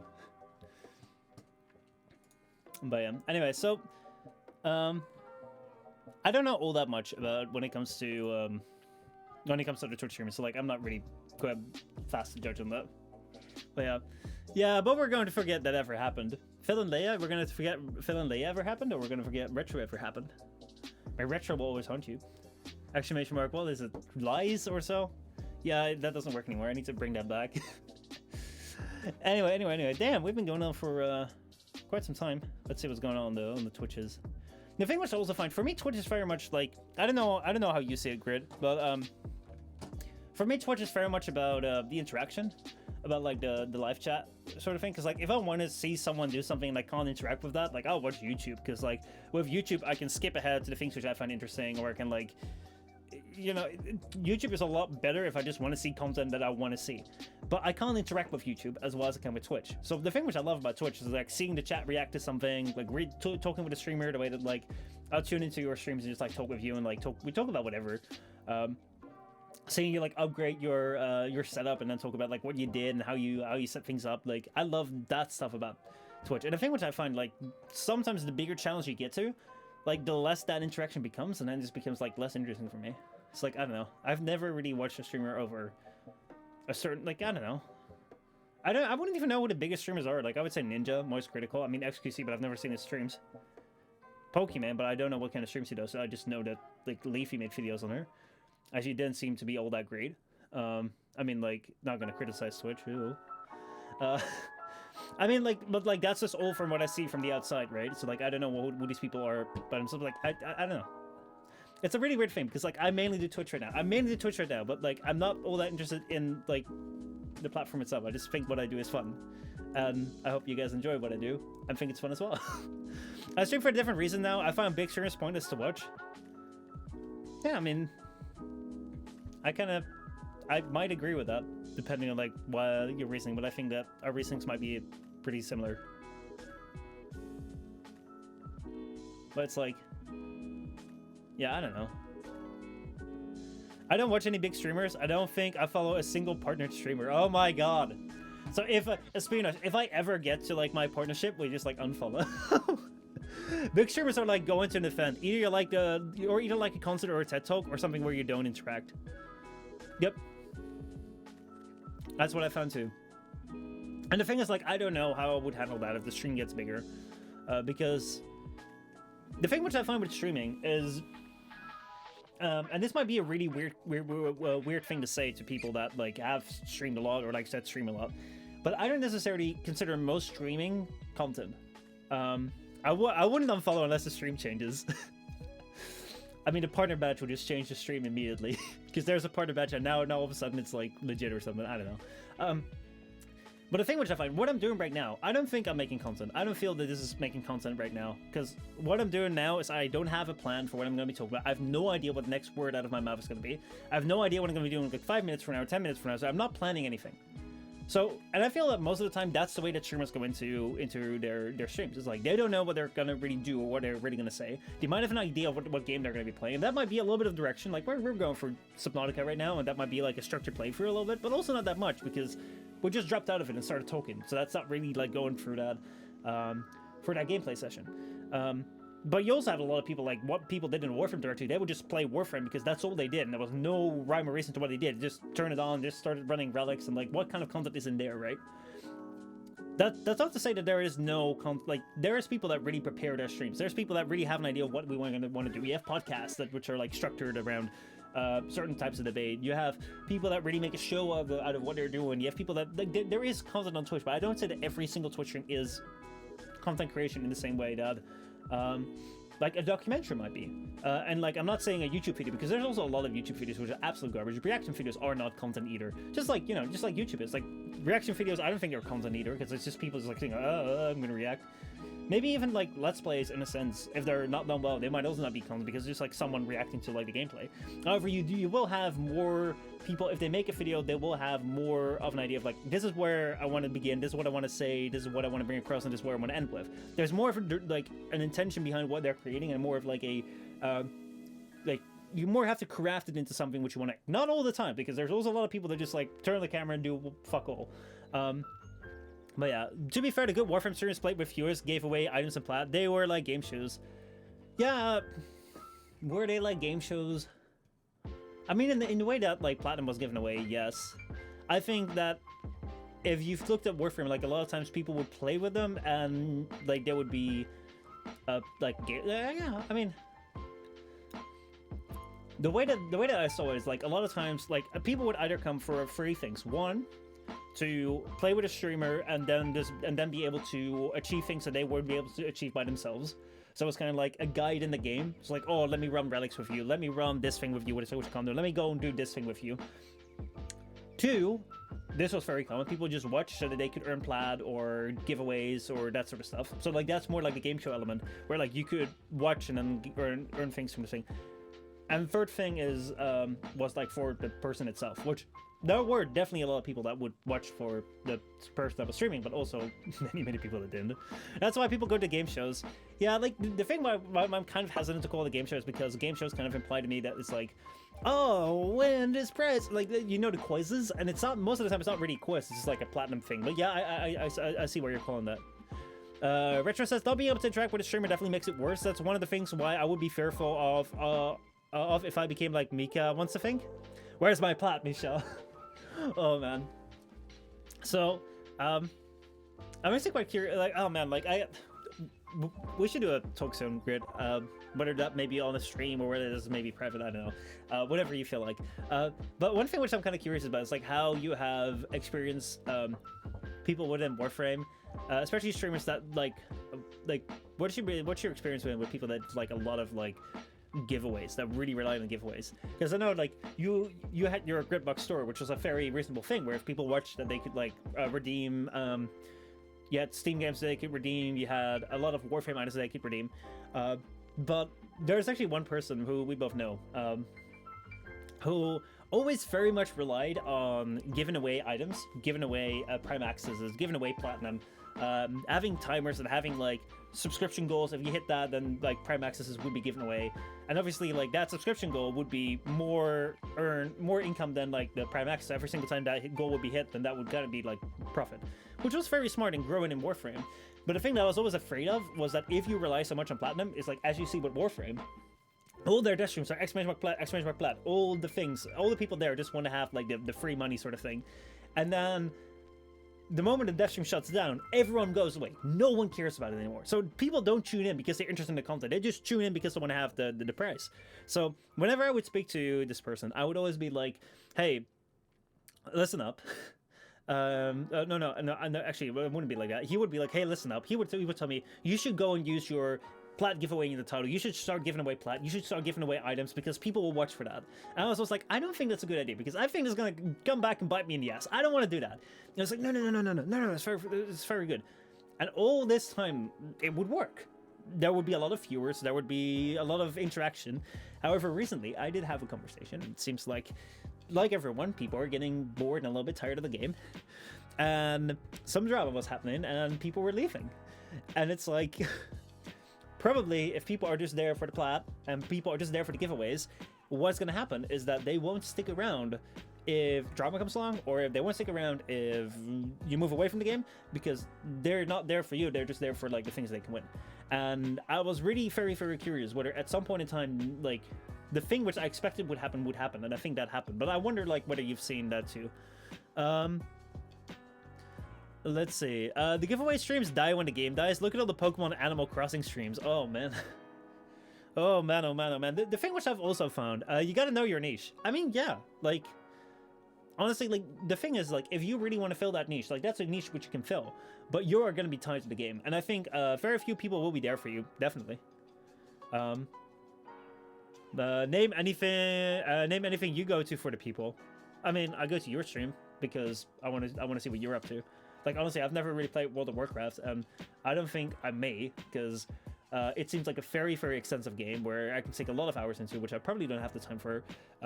It's also like subscription based, which means that like I would have to pay money to be playing the game continuously, which I may not have all the time for in the world as I did with Warframe, and Warframe was free. So I'm probably not really gonna be playing World of Warcraft anytime soon, and I've never played it, so I have no reference as like what you're doing right there and then. However, so like I'm not completely not watching as to what you're doing there. I just think it's really, really cool to like I'm just there to like listen up, like what are you doing? What's going on with you? And like what kind of crazy setups have you done with your streaming thing? And like where are you right now? What are you doing? How's your book going? All that. Like that's what I'm interested in. I don't give a fuck. It could be doing like fucking any game. I don't give a fuck. So yeah. No, not a stream, not YouTube. A place or a thing you do it because of the people. I mean, like, I'm not going to many places right now. I'm really not going to many places right now. But like, it would just always be my friends and my family.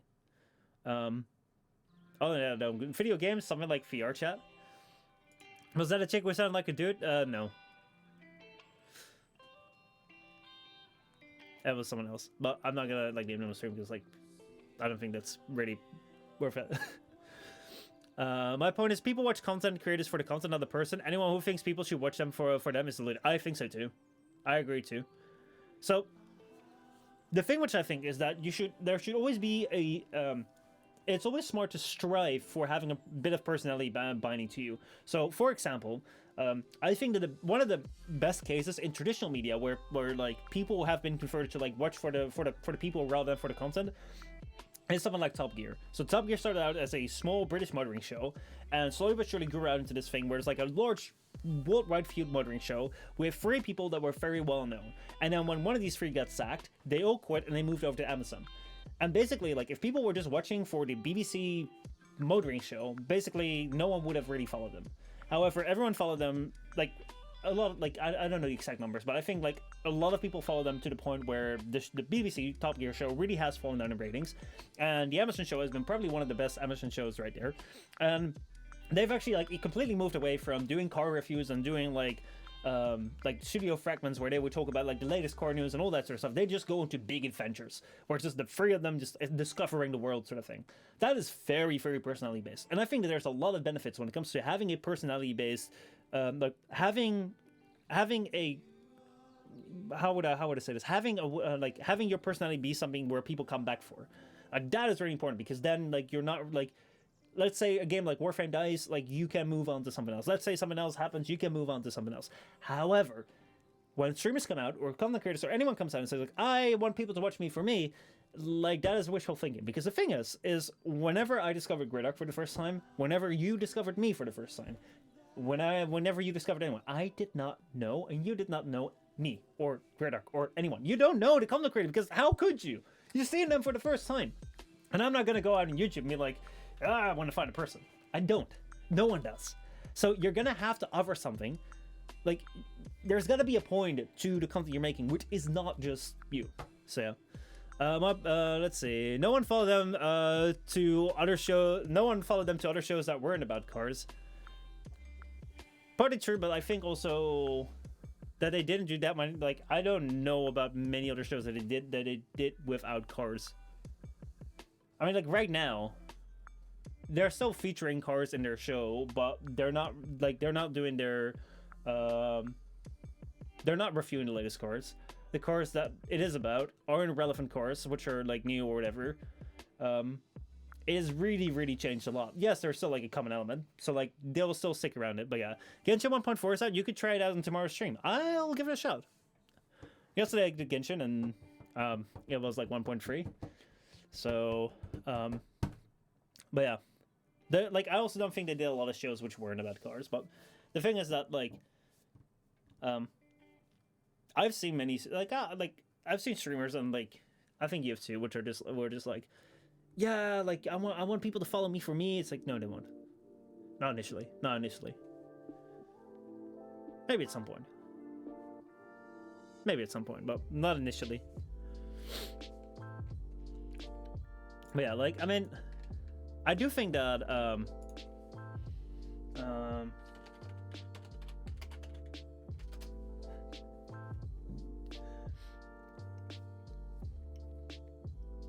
I do think that like something like this here, like you'll have like Hamina like building cars. I mean, it's Lego cars. Well, they're just building Legos, and it could have been anything else. And it's got like 4.6 million views. Like that's 4.6 million people watching two old men build Legos. You could say it's Lego cars, but I don't think the cars element really plays a big role in that. I think it's more about, you know, they know these people. I've watched it because I've kind of grown up with them. Like they do get millions of views, but like that's a very, very special segment to be into. And I do think that when you look at, like one of the earliest things which I found is like with Mogamu. Like I think it's really sad that Mogamu is kind of like not really found something new to latch onto, because like his what you found with Mogamu is like his very first videos were like the Warframe reviews, and they were very well watched, and afterwards like people didn't really carry over to anything new. And it's also kind of unfortunate that I really hope he starts uploading more, because like his upload schedule was kind of like mine, like non-existent. But you like this is very, very common. You even see it with Iflin. Iflin has also not been doing all that many videos lately. He's kind of like tried to move away. Like I think it's good he tries to move away a little bit. If you think people don't watch for the Legos, you're so naive. Oh yeah, people 100% watch for the Legos. Maybe I should start doing Lego builds. That would be like saying people don't watch for Minecraft. Like, by the way, do people seriously watch Lego building videos? Because like, this might be such a like boomer thing to say, but like the thing is that like I really, really enjoy building it myself. I've never really watched someone build Legos, apart from that one video. I have to go. Dude, Lego building is insanely popular. Is it? Hold on.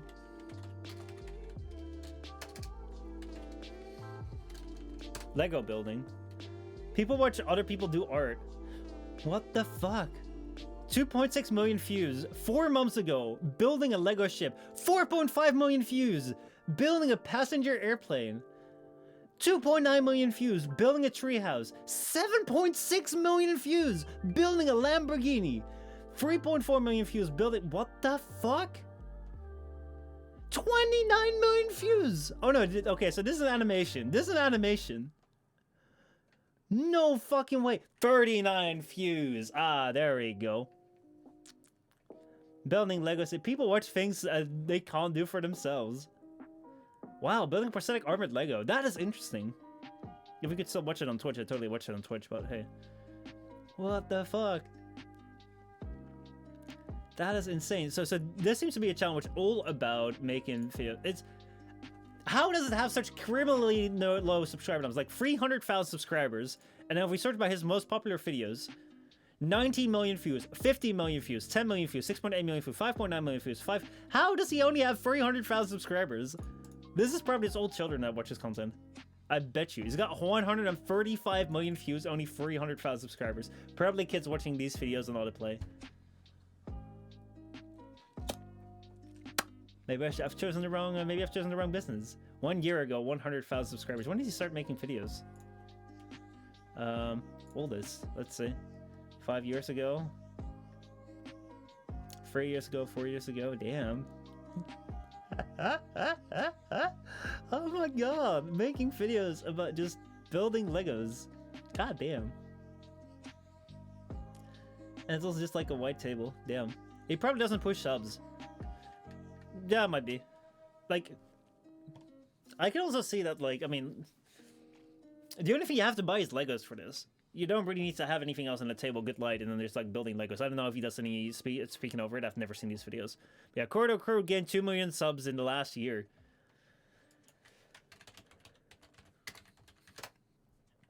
Actually, that's also quite criminal, given that, like, how much stuff they do. It is pretty crazy to see like how subscriber counts change. They started pointing it out a lot.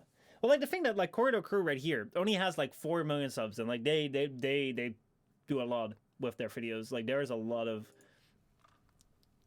like money that goes into that. But the thing which I just find pretty funny when it comes to YouTube is like how different it can be. It's like you'll see like Corridor Crew like 4.7 million subscribers. You'll go to someone like let's say we go to MKBHD, right? So MKBHD is like 13 million subscribers because he's been doing like the Arctic Channel Corridor. I think they have 8 million. But yeah, you have Marquez with like 13.7 million, and like he does all the phone stuff, so that makes sense. But then you have How to Basic, and I fucking love how much subscribers he has. But he has 16 million subscribers. It's like, it is kind of funny, like how like how channels differ. Where it's like, here you have a channel which tries to review very interesting things and like buy the latest phones and like, or actually not buy them, get them, but like review the latest technology and always be on point sort of thing. And then you have a channel which is just like fucking up how to videos, throwing eggs around, and just like says 16 million people subscribe to it. I love it. I think How to Basic is a great channel. I'm subscribed to it. I'm not just not signed in right now, but like I think that's just so fun to see, like how different channels can be different in subscriber count. Doesn't always have to link with what work you do or like how good you are. Anyway, that said, it has been 3 hours on stream, so let me see what's live right now. Let me see what is going on at this point in time. We have live right now at this point in time. We have Nassif doing some Warframe. We have Brosin with Genshin Impact, and we have Mactix with Destiny 2. Anyone get some preferences? Oh my god, 3 hours, so long. I know compared to you, my streams are rather short. But that's also like, that's the way that I find my sweet spot in like 2 to 4 hours. I have tried 8 hours for like half a year, and I did see an increase in the channel, but at that time also did mainly Warframe. But the thing which I found was that it was like largely unsatisfying. Like, I don't know how you did 12 hours, man. Like, that is insane to me. But what I found, when I did half a year, I did like 8 hours a day streaming. I started at 11, and I was kind of like, I did 11 till 4, and then I did 7 till 10, something like that. I was doing work, yeah. But like, the thing which I found was that I didn't archive my streams back then, so all the work that I did just like in 2 weeks time was just gone. I also had this problem where I really banked on that I was going to be able to grow my channel faster, and that didn't quite happen. And I just got really, really bored from this. Like my life was just being in one room, streaming the same game over and over again. And that just meant that I just had nothing interesting to say. It's like, what have you done today? I've played Void Relics all day long. What have you done tomorrow? I'm gonna play Void Relics all day long. What have you done yesterday? I played Void Relics all day long. It's like I was like, yeah, this is not for me. I really enjoy streaming just to like talk and engage. And also what I found was that the increase in viewership didn't really correspond so much. Like when I look at like subscriptions, when I look at bits, donations, hosts, the things, like I found that when it comes to the longer you go on, doesn't really necessarily equate to more benefit for me, at least, like the way that I do my streams. Like I found that people would follow, or like not follow, that I don't really have control of follow, but people would subscribe, people would do bits, and people would donate almost equally if I did 2 hours or if I did 8 hours, because people would always come around like the first 2 hours and I just stick with like longer. But yeah, I was doing work, now I'm learning stuff while streaming. Yeah, like I think I do think that like you were a very, very like inspirational streamer, especially in the Warframe directory at that time, because like you were someone who just came in like no bullshit, like here we go, 12 hours a day, bada bing bada boom, and we're just gonna take over. And like literally, like you were pretty much like one of the best, if not the best streamer at that time. And then Warframe just like fucking shit at pants. So yeah, I've been learning art line board. I only had 10 hours a day. Did you never go to 12? I thought at some point you did 12, but yeah, 10 hours a day, dude. Like I remember you had your clock up, and like that would show like past midnight, because like of course like you're from Australia, but like that was just insane. Lol DE, dude.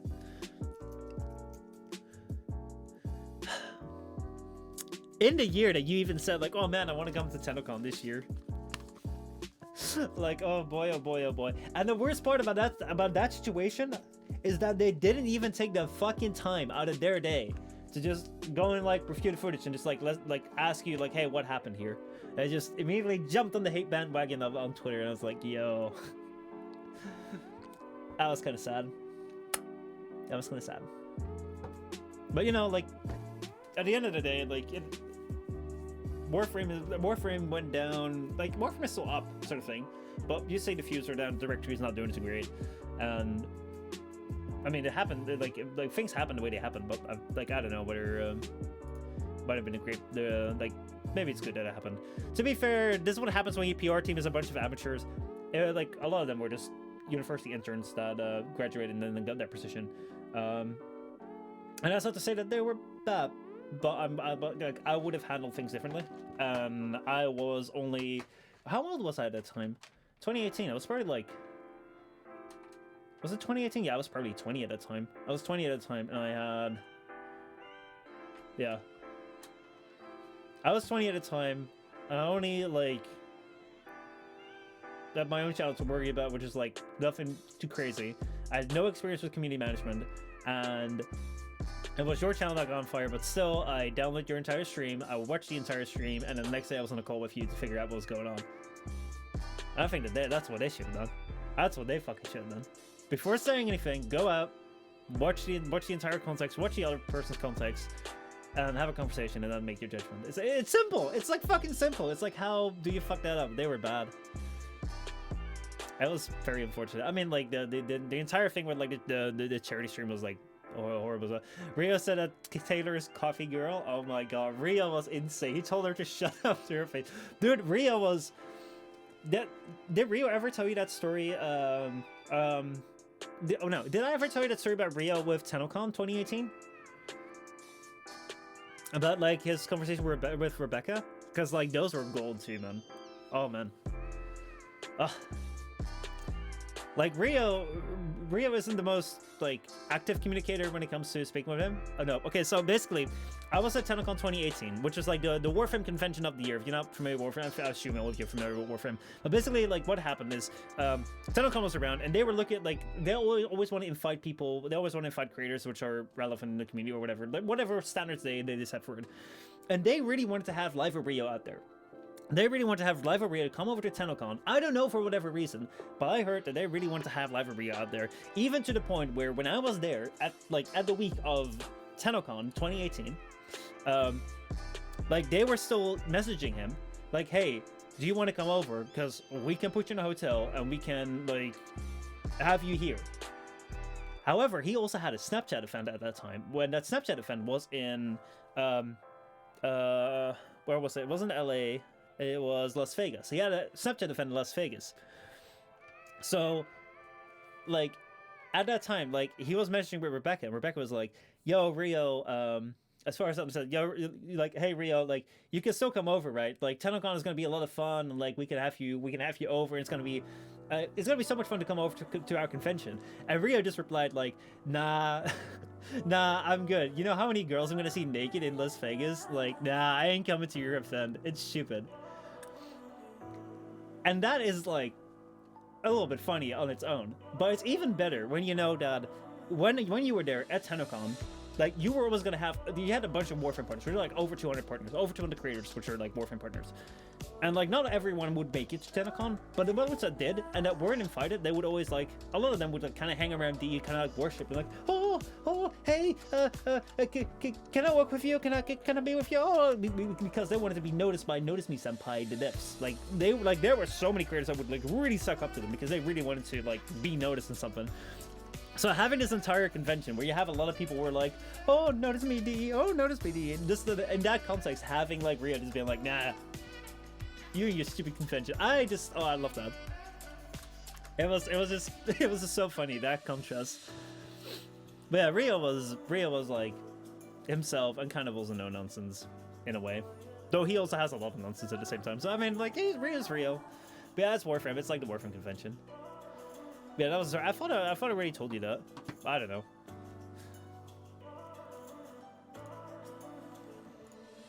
I might have forgotten it. Anyway, that's you all said Nassif, so let's send you all over to Nassif soon because I'm gonna have to go to sleep. Yeah, dude, I miss conventions though.